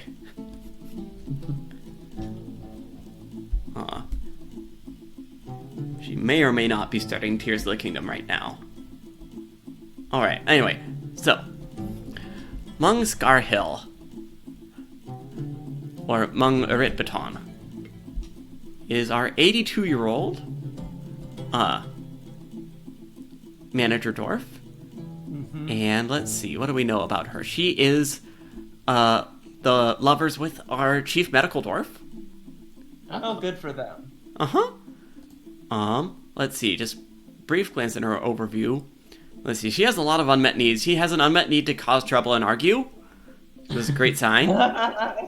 It's one of those where it's like, maybe it's good that it's unmet. Yeah, she's got a good analytical ability, resists sickness, values eloquence, but she has a low self-esteem, but she has a good memory, but she's cruel. Do we know, do all of our dwarves worship Id? I noticed that Id was also the favored deity.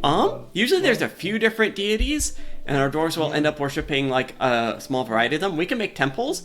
One thing that I might do with this run, we'll see, because I did it before it was fun, is make just a fanatic Dwarven cult to one specific Dwarven god, and then just try to make the whole fort in that god's image. Oh yeah, that's awesome. Which, I don't know what it is the god of. Actually, we can check that. We'll check that after we finish reading up on Meng. I would love to. I'm a big religion nerd. So. Let's see. She has a relatively short description here. She is a short, sturdy creature, of course, fond of drink and industry, as is every dwarf. She's almost never sick and tough, but she is clumsy.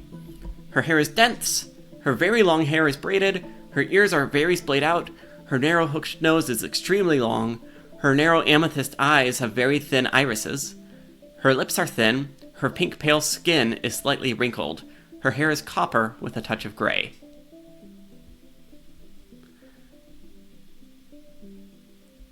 Bought a lot more gray hairs in my reflection the other day than I remembered being there. Uh-huh. See, I'm blonde, so I'm not gonna find him for years. This could be great. Oh, yeah, they're gonna sneak up on you. Uh-huh. Well, I think, like, my dad started finding gray hairs in his 20s. Oh, yeah, I think I was like 16. Let's see. And then, relations we already established. Yeah, you have your lover, your deity. You get along with just about everyone else here. Actually, there are two dwarfs here that you don't have, or one dwarf here that you don't have a relationship with. But I'm not sure which one that is. It doesn't matter. No, she has a relationship with everyone. She's not counted in that list.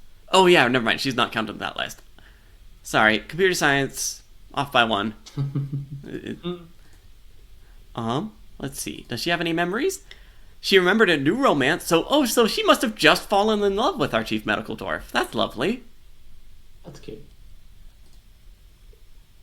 But spring just ended. She was interested love was in your last season. But that's her memory. Oh, true. And that we got it in. It's a happy memory. Yeah, no, she's felt pretty good. Mad about getting caught in the rain still. Mad about still drinking without a cup. But likes being near her own fine bed. And I guess this does count as a waterfall. Going down the stairs. So that's good. Let's see. She has a great analytical ability and a great memory, but she has an iffy sense for music. Was she one of the ones that we gave music skills to? No. I don't think so. I think she was kind of low in the list. Or no. Yep. No. Adequate wind instrumentalist. Low self-esteem. Let's see. Considers ideas over practical things. Brave in the face of imminent danger. She tends to be swayed by emotional appeals. Stubborn. She's grateful when others help her out. Tries to return favors. Very ambitious. Tight with resources. Wait, she's slow to anger, but also she's upset that she hasn't gotten to fight for a long time. Well, you don't have to be angry to fight. She wants to make a masterwork. She's slow to anger, and she's been angry about that for a long time. It took her a long time to work up that anger. Let's see. She likes goats for their eating habits. I'm glad that we've got goats here for her. And let's see. She's unfocused by unmet needs. We can see she has a lot of various needs. But she's been eating well. She's been learning. She's been admiring art. She's been practicing skills. But she hasn't been able to practice a craft. Staying in her lane, thriving. Yeah, she's unfocused after being unable to fight, after a lack of troublemaking, after being unable to argue, after being unable to be extravagant. But also after being unable to make merry. Yeah, we gotta get these dwarves a dining hall. In fact, we could just make it a tavern if we want. So let's get some tables going up in here.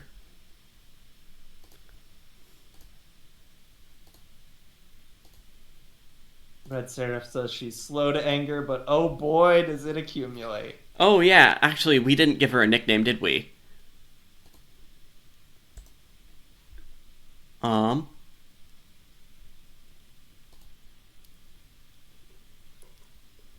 We could just nickname her Volcano. That sounds great. I like that. Yeah.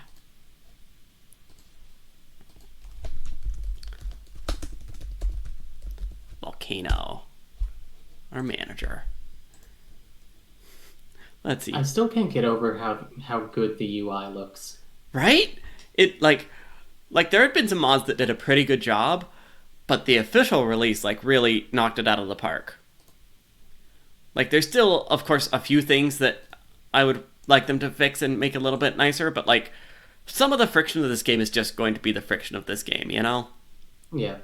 Yeah, the UI seems really really charming. The like it understands I think the charm that like I haven't seen it, but presumably the ASCII like the differentiation pad. between all the dwarves, so you can actually kind of recognize them by sight. Yeah, it's cool. When like forgotten beasts show up and like when werebeasts show up, some of them have like their own sprites that actually work. Ooh. Which is fun because those are like somewhat procedurally generated. And let's see, so let's designate this as a meeting area. So our dwarves actually have a place to hang out. Except, and why not? Let's just make this a inn for now. Yep, the Silvery Cakes, although we can rename it. But I think we'll just keep it as the Silvery Cakes. We've already done a lot of naming today. Let's see, we're going to restrict it to only our citizens for now so we don't get a bunch of visitors. We're not ready yet. Yeah, because then we'll just start to get like just human performers visiting one after another, and then starting to request to stay here, but they don't like do work, they just hang out. The worst attracting podcasters. Exactly. It's just attracting bards. Oh, but hey, we can assign our musicians. Oh, right, yeah, to play in the tavern. Let's go. Oh, also, did we get we had migrants arrive. I didn't realize we had migrants arrive. Let's see, who's new? Oh. We have a stonecrafter, a brewer, and a gelder. What is a gelder? That's a new word to me. Gelding. They castrate animals, right? Yeah. Wow. So that, populations don't explode. Yeah, that's a gelder. And gelding is a skill in this game. It's a good game. I like that that's their primary occupation. Let's see. It's the only thing they're competent at. They can do a lot of other things, but they're competent at gelding. Look, do what you love. Exactly. Follow that passion. Alright, anyway, so we have our tavern here. Let's see. Oh, we need to make a chest so we can actually store goblets. But also, I was going to, I think we have to have Volcano's poor musical skills required in the tavern. Yes, let her erupt. Yeah, see? Now we got dwarves hanging out. We've even got a little chick hanging out, too. Actually, we should probably assign those animals to the pasture before we forget. I would like there to be a setting to automatically assign animals to a pasture when they show up. That would be nice. Oh, and one of those is a pet, too, you can see because it's named. That's a pet duck. Or a pet chick. Atir Gislunharad. It was something like that. Wonderful name for a... Yeah, here it is. Gis... Yeah. Dwarf Fortress Tactics.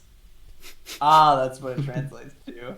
Good. We can also learn about... It'll be a defense chicken. So also the personality systems function for every animal. Good. so we can see what these animals' traits are. He's in a constant state of internal rage. Yeah. Very stubborn, takes pleasure in his talents and appearance. Alright, Chat seems to have nicknamed Volcano Toot Toot, which is probably a better name for her, honestly. It is pretty good. Toot Toot needs a tavern to start her quote-unquote Let's see. stand-up comic career, but replace comic with being an argumentative mess. Uh-huh. Yeah, just doing really bad audience work stand-up, you know? Like, the sort of audience work where you end up crying on stage, it's great. Mark Maron did that for like a while. Alright, we're gonna make a few chests so we can actually store goblets in here. See, also I wanted to build a little temple to the god that we've seen a couple of our dwarves worshipping. I'll build it off this edge of the tavern, why not?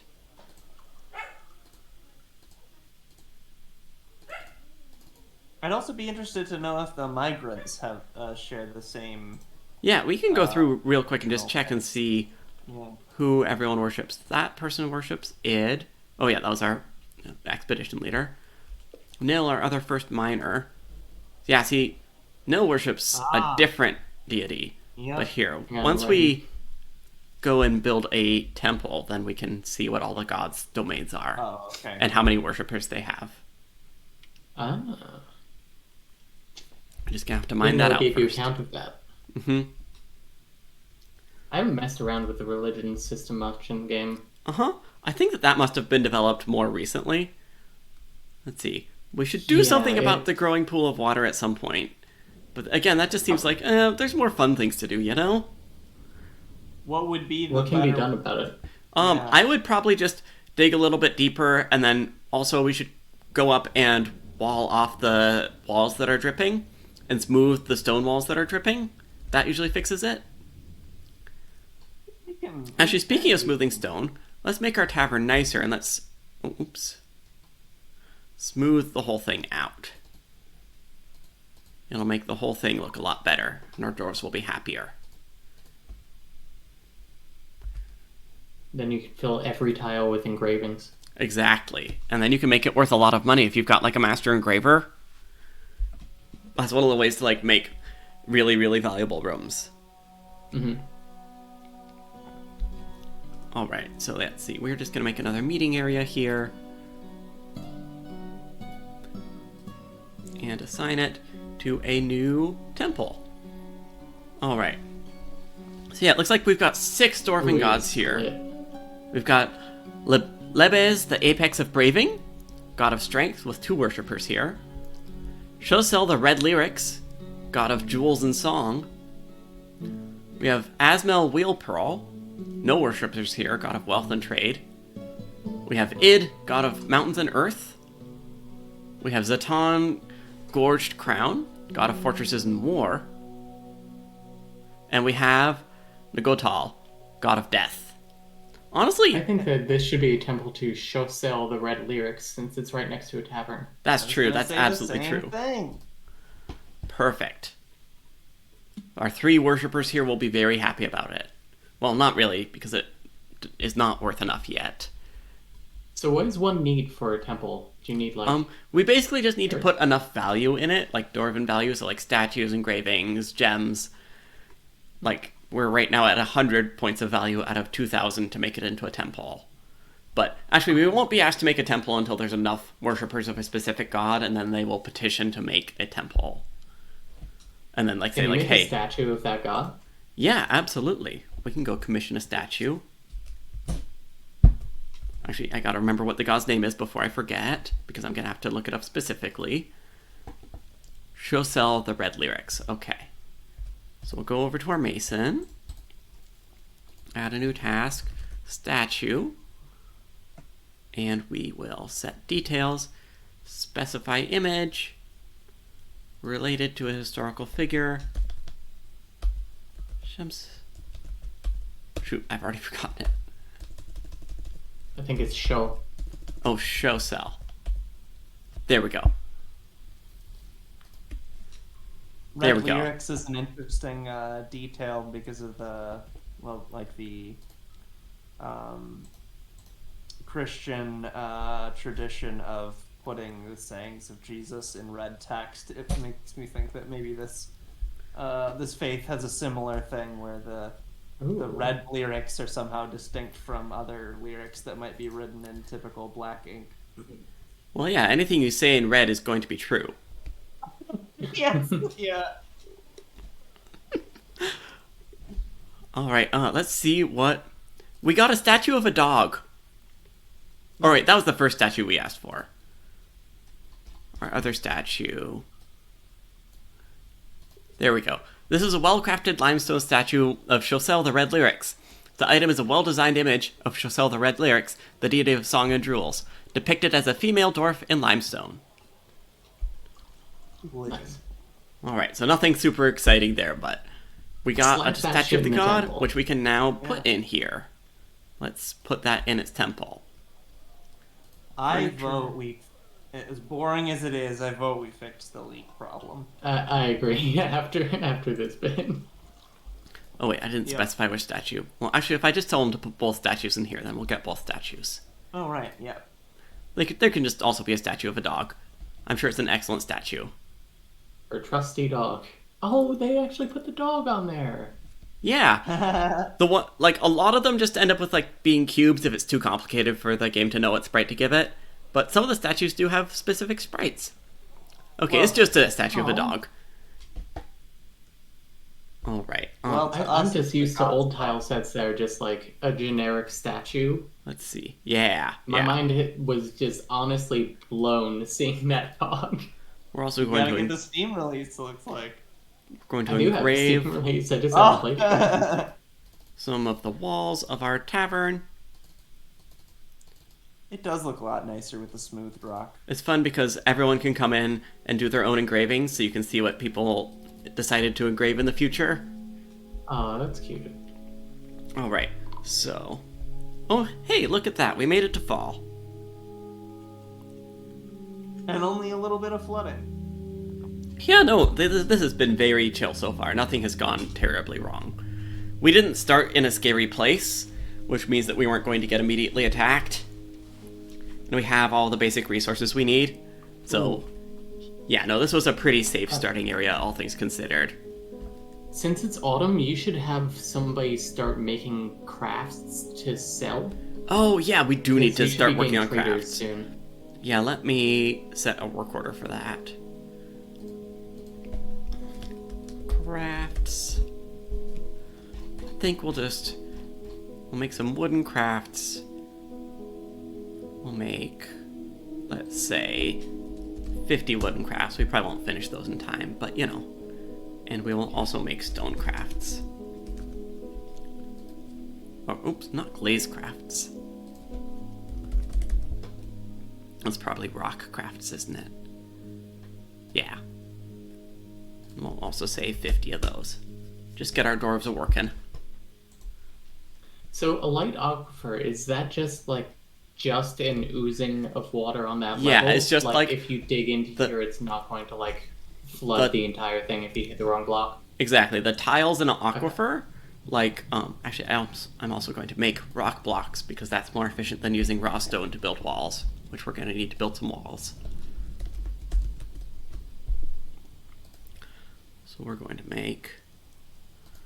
Actually, I'm going to set this as a conditional. If we ever have less than, I don't know, let's say 20 rock blocks, then we should make 10 rock blocks. Why not? That's fine. Or less than 20, make 20. So that'll get some rock blocks going. So yeah, so if we go into mining, we can see which of these walls are damp, which usually means they're aquifer walls. Like, these walls here might just be because they're next to this pool of water that they're damp. But we will need to mine out these and then replace them with walls that will stop the water from oozing out. I see. Yep. Same here. And then here, we should just be able to smooth these walls and it will be fine. And then it's just going to be damp and muddy down here, but that's fine, you know? Gives it a little bit of character, a little bit of atmosphere. My last apartment had bad plumbing, and so it's important to me. It's very good. It makes me very happy that we're fixing it. Good. I went a year without hallway flooring. It was just paper over wood. Oh, so boy. I felt a little like these dwarves for a bit there. CJ, it's not a problem. It's like 1 out of 7 layer of water. It counts as a waterfall for the dwarves. They like it.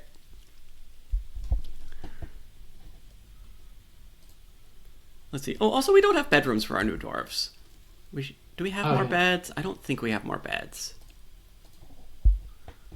We'll see. Nope, no beds. I could have checked before trying that, but that's usually the fastest way to check.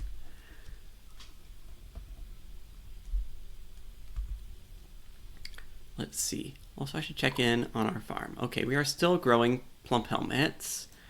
So we have not hit like a food crisis spiral or anything. That's good. We're still milking animals. Good. Looks like we've got a... Yeah, or actually I can check right up here. Yeah, we've got 66 drink, 44 food. So we are doing just fine in the food and drink department. And we've got plenty of seeds to keep planting. Okay, good. We've mined all this out. So now we just need to go in and go to constructions, walls. And I will actually want to be picky about this and make them out of stone. Just for aesthetics. Or wait, I was making blocks for this purpose, huh?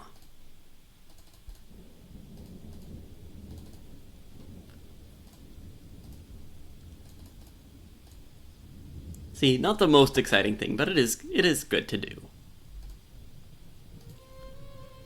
It's important. You have to be okay with some micromanaging to play Dwarf Fortress. As you slowly find ways to simplify things and streamline things.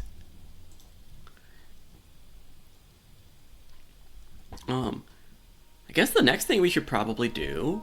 We've got stable food. We have housing for just about everybody. Let me actually put in a work order for a few beds. Oops. Sometimes if you type before you're in a search bar, you instead start doing shortcuts. Because like all of the old like key shortcuts are still in the game. Oh, yeah. Which is good. Mm-hmm. Alright. Make more beds. One thing I would like, and maybe there's a mod that does this already, I don't know, is an ability to say, once a bed is built, place a bed here. Rather than having to wait for the beds to already be built before saying, I would like beds to be placed here. Like being able to blueprint out further. Alright. Aquifer is walled off. We'll see if that stops the flow here. We probably won't be able to tell for a while, but I think we're good. Because smooth, damp walls don't drip, I'm pretty certain. And I know that walls around damp walls... Actually, this corner might be causing a little bit of dripping, but it'll only be a little bit. Just because the dwarves built the walls in the wrong order, so I couldn't get back to that corner. That drip will just keep them on their toes. Yeah, exactly. I think our next thing we should do is we should start a proper mining expedition. Oh, actually, first of all, we have a caravan. So first we gotta trade. Oh. So I think probably what we're going to do here is we're going to trade. We're going to set up a mining expedition and like start to see if there's any valuable stone or ores to start digging out. And then we'll probably call it a night then. I don't know. Are there any other high priorities for this first stream? I don't think so. I think we've basically got everything done. Yeah, it'll give us a pretty open launching point next time. Oh, also we're almost out of wood, aren't we? It looked like. Have to cut down the second tree. I mean, we cut down a bunch of trees, but we'll assign a bunch more trees for cutting. There we go. Wait, keep the big tree. Keep the big tree? Okay. Yeah, keep it. Looks nice. Alright. Yes, I'm aware that they need that. Oh yeah, diplomacy. We can check in with our outpost liaison, which is... I wonder where they're from, because our civilization had 0 other dwarves. Just dwarves living out in the wilderness. Yeah, so I wonder where your mountain home is. I don't think it exists. Or it's kind of like a panspermia Yes, thing. Alright, the information they have for us is that the world is the same. Wow. Thanks. Okay, we can request things for them to bring next year, if we want. See, I would like pigtail seeds for sure, and like cave wheat so we can start growing some more underground crops.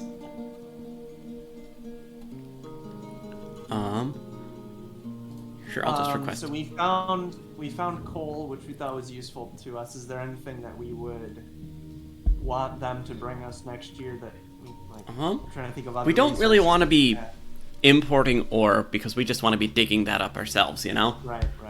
We're guaranteed to find a bunch. Like, I put the settings very, very generous on minerals. Yeah. Which is like what the game defaults to. Because it's more fun when you just immediately find minerals and can make stuff.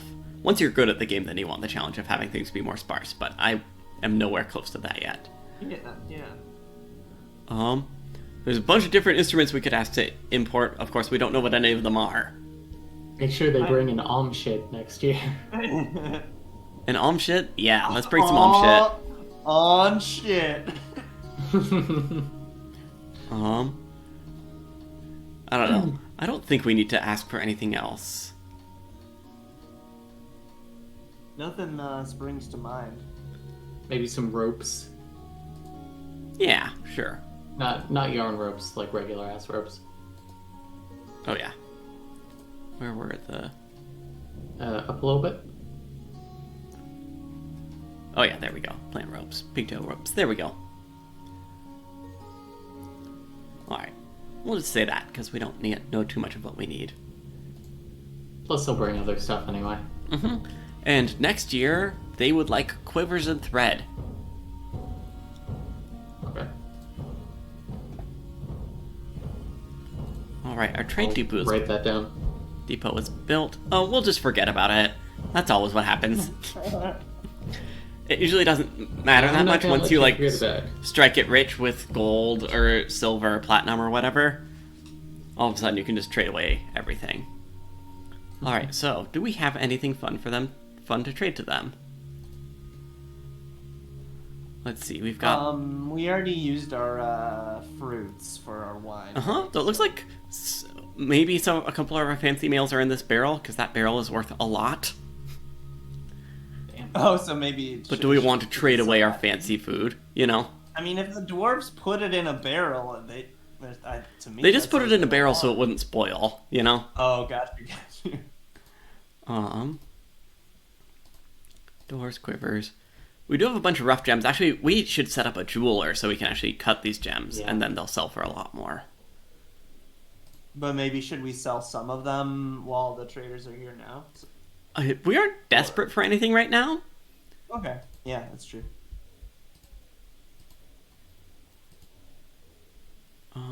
Wait, where are my, crafts that I got them to start building? Did they just not make any? Blocks, boxes. Because we just have chests there. Isn't there usually I guess we haven't made any bins, have we? And that's usually what crafts ends up stored in. Yeah, that'll do it. That's okay. I think we can skip out on trading today, honestly.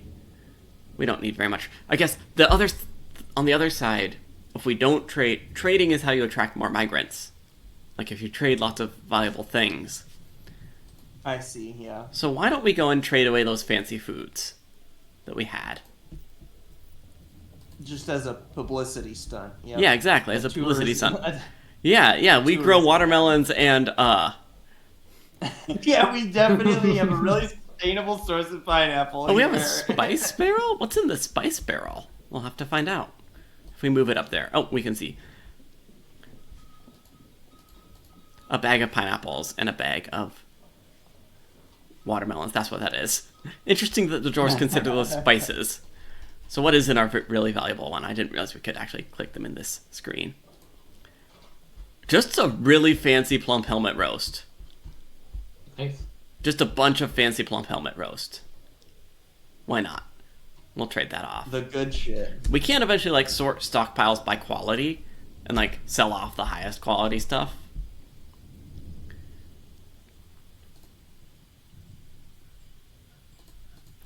We'll ask for the broker to come to the depot. And then once the traders arrive, then we can trade at the depot. Oh, oops, I was a little bit too quick on the draw there. So as we can see, there's this little trade caravan.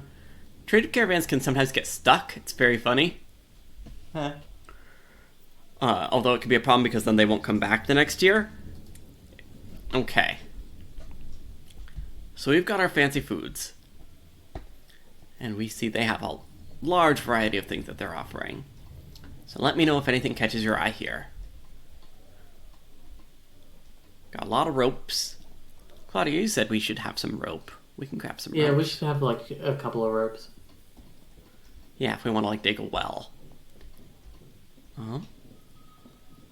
A new instrument, an oozle. Oh, also because our broker is not great at their job yet, or our appraiser isn't very good at their job.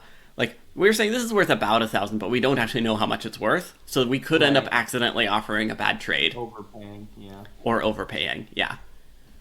Do we need a steel toy hammer for 400 value? Oh, totally. Get a ram.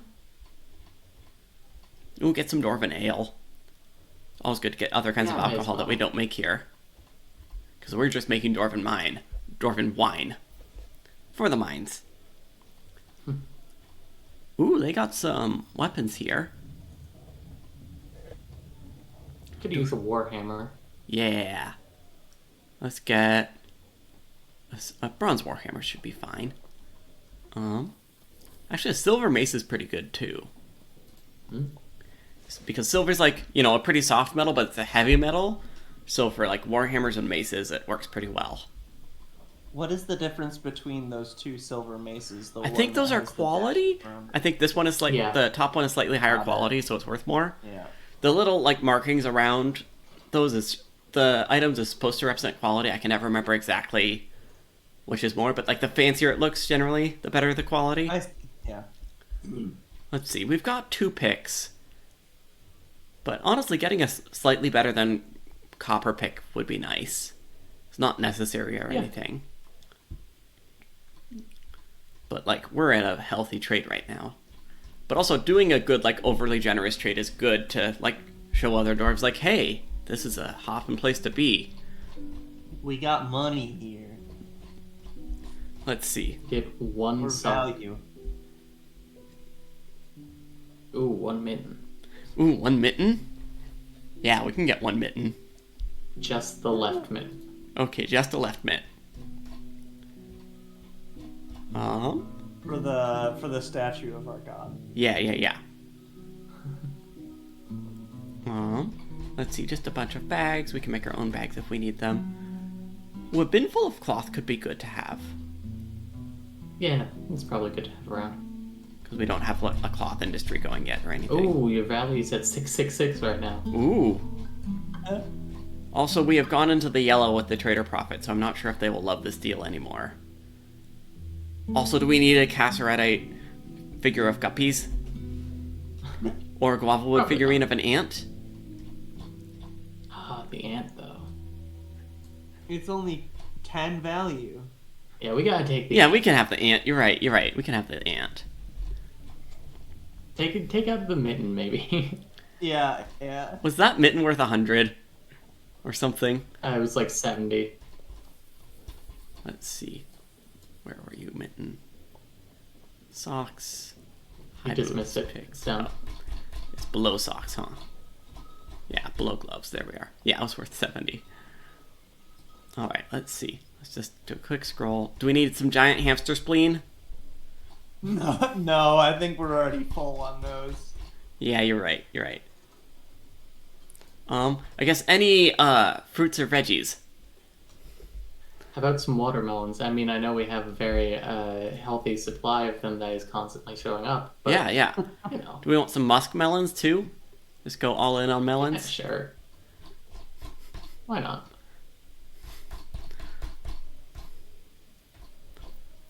All right. Let's see. So they may or may not take this trade, but let's try it. Yeah?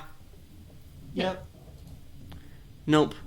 They don't like the trade. All right, let's take out that bin of cloth. Yeah. Our eyes were too You big can for our just stomach take a there. couple of the cloths. Yeah. What about that? Yeah, that's good. Trader said it was not good. Our appraiser's not doing their job very well. Let's see. We can cut. What are the other expensive things we can cut? Cut the warhammer, maybe? Yeah, probably the warhammer. Let me just start minimizing. I'm gonna cut one of the ropes. We're gonna go until we're sure that they will like the deal. Because I think if we fail a third time, they'll just walk away. Mm-hmm. So we don't need the Dwarfin ale. Okay. Now they gotta be happy with this, right? Yeah, It's it's great green. now. There we go. Boom. Trade done. Great. Nice job.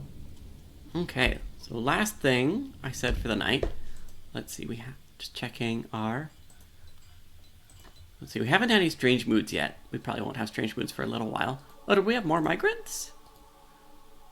I think that was the same migrants arrived. Maybe we have one more person here now? I think yeah, so. That metal crafter is new. Oh, I think? Whoa. Question mark? that sounds right. Oh, also, we It can see looks our like dwarves one. are pretty happy. The only person who's mad is our Gelder. Which probably don't Are they want them mad? to be mad, but, it is what it is.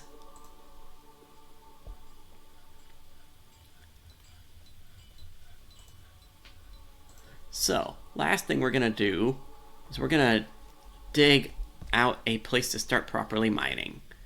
It looks like it's drying out too. Yep. It looks like the dribble has pretty much entirely stopped here. So actually, you've already started. Let's see. We could either go straight down from our dining room area in our temple, or we could branch off a little bit to build our mine shaft going down. I I think think we we should branch off. Yeah. So let's see. Actually, what we should do and then we can expand either the Is we tavern should or the go- temple complex later. off of where our little masonry is. Oh yes, yep. Like, eventually build a larger rock stockpile up here. But for now, Mhm. like, come over here, just a little ways, and then start digging downward. We're just gonna drill like a exploratory shaft down a ways, and we'll also mine out. Actually, I did this in the wrong order because I like to do it like this way, where we mine out a central staircase and a little ways around it, so we can just kind of see in the walls if there are any good veins of ore, and then we can set to auto mine those veins of ore. Like, ooh, native gold. That's gold ore right there. Woo! So let's actually get that. Shoot, there's the settings. Set this to go to auto mine on that native gold for sure. Then we'll see if there's other fun things. Let's see, bauxite is not an ore of anything. Nope, What just about down rock. here?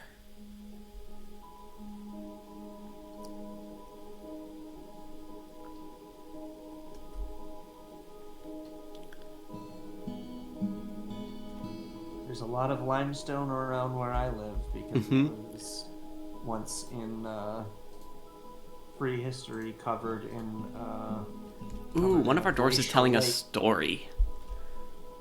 Oh, Ooh. Let's see, I can never quite remember how to get to how a dwarf is the dwarf's telling stories, or like what the story actually is. It's tasks. There we go. Oh, did it? Wait, I thought I saw it there. Oh well. Sorry, Labor, I just maybe? get excited when I see the dwarves doing social things. yeah. Wait, no, you're still listening to a story. This is Eden, our stonecrafter. So if I go to you,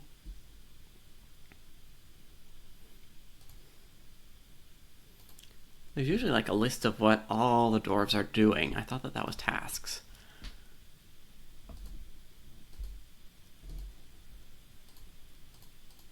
Is it like a trader or something that's telling us a story, like not one of ours?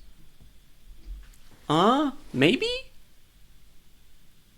Like, we can go in and Well, zoom in on, like, a specific thing that's happening if it's a task that has, like, details to it. Yeah. Oh, it's our Gelder telling the story, too. Lovely. Oh, Maybe if okay. I unpause for a sec, and then we go to task list. What's his name? Oh, here we go. It is Oh, from the oh. creature menu, isn't it? There we go. Yeah, view detailed description of the activity. There we go.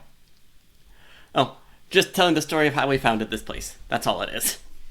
I guess they don't have a lot of history to talk about right now. There's 100 years of history in this world. You can generate a world with like 1,000 years of history if you want.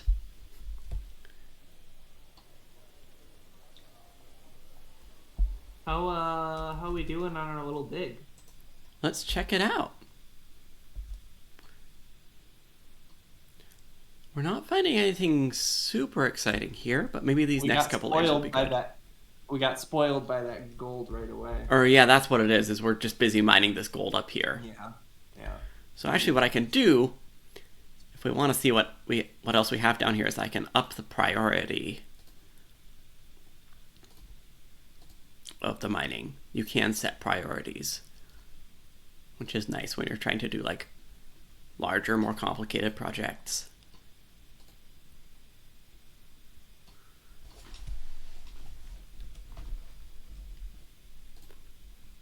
Set those to be priority 2. Huh, why will you not set to priority 2? Those will set to priority 2, but those won't. They're stubborn. Such a lovely game full of mysteries. And now you don't want to mine this at all. Cool. Or, oh, that's because I have it set on auto mine. Never mind, that's on me.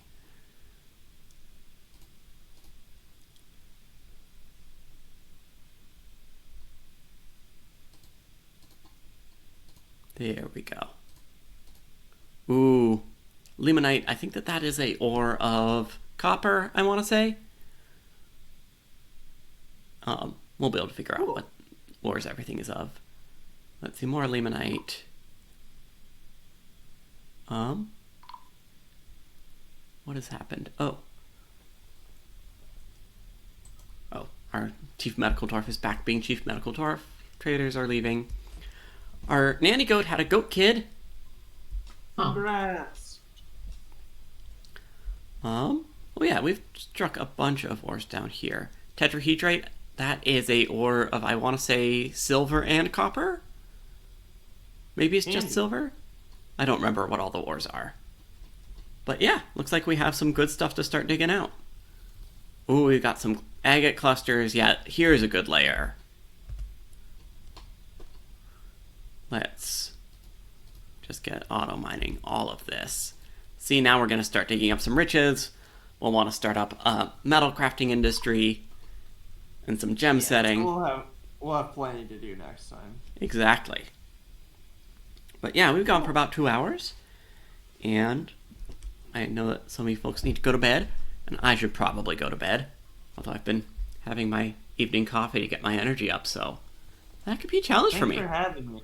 Thank you so much for joining me. This was a lot of thanks for fun. This is the perfect way to be introduced to a game I was always curious about, so that was great. Cool. And thanks for everybody hanging out in chat. It was fun. Yeah, thanks y'all in chat. This was a good time. We're going to do this at least one more week next Monday. Then after that weekend will be the Moon Carnival. So I doubt that I will stream that Monday after that whole weekend. Let's see. Oh, tomorrow, the Parliament. The first meeting, well, not the first meeting, but the first meeting after meeting our Patreon goal of doing it, of the Parliament, where we will be debating a specific topic. We've all been asked to prepare PowerPoints. There's like 6 or 7 people participating in that. I'm one of them. Serious. I'm one of them as well. All right, yeah, Claudia's there too. I'm excited to listen. I hope that I actually can come up with the words to go along with my presentation, because I mostly just made a presentation. It's like, oh, I can talk along during that. But yeah, thanks, folks. Presentations are made for winging it. Exactly. Well, I'm gonna stop the stream and sign off. All right, It's been a pleasure. Bye, guys.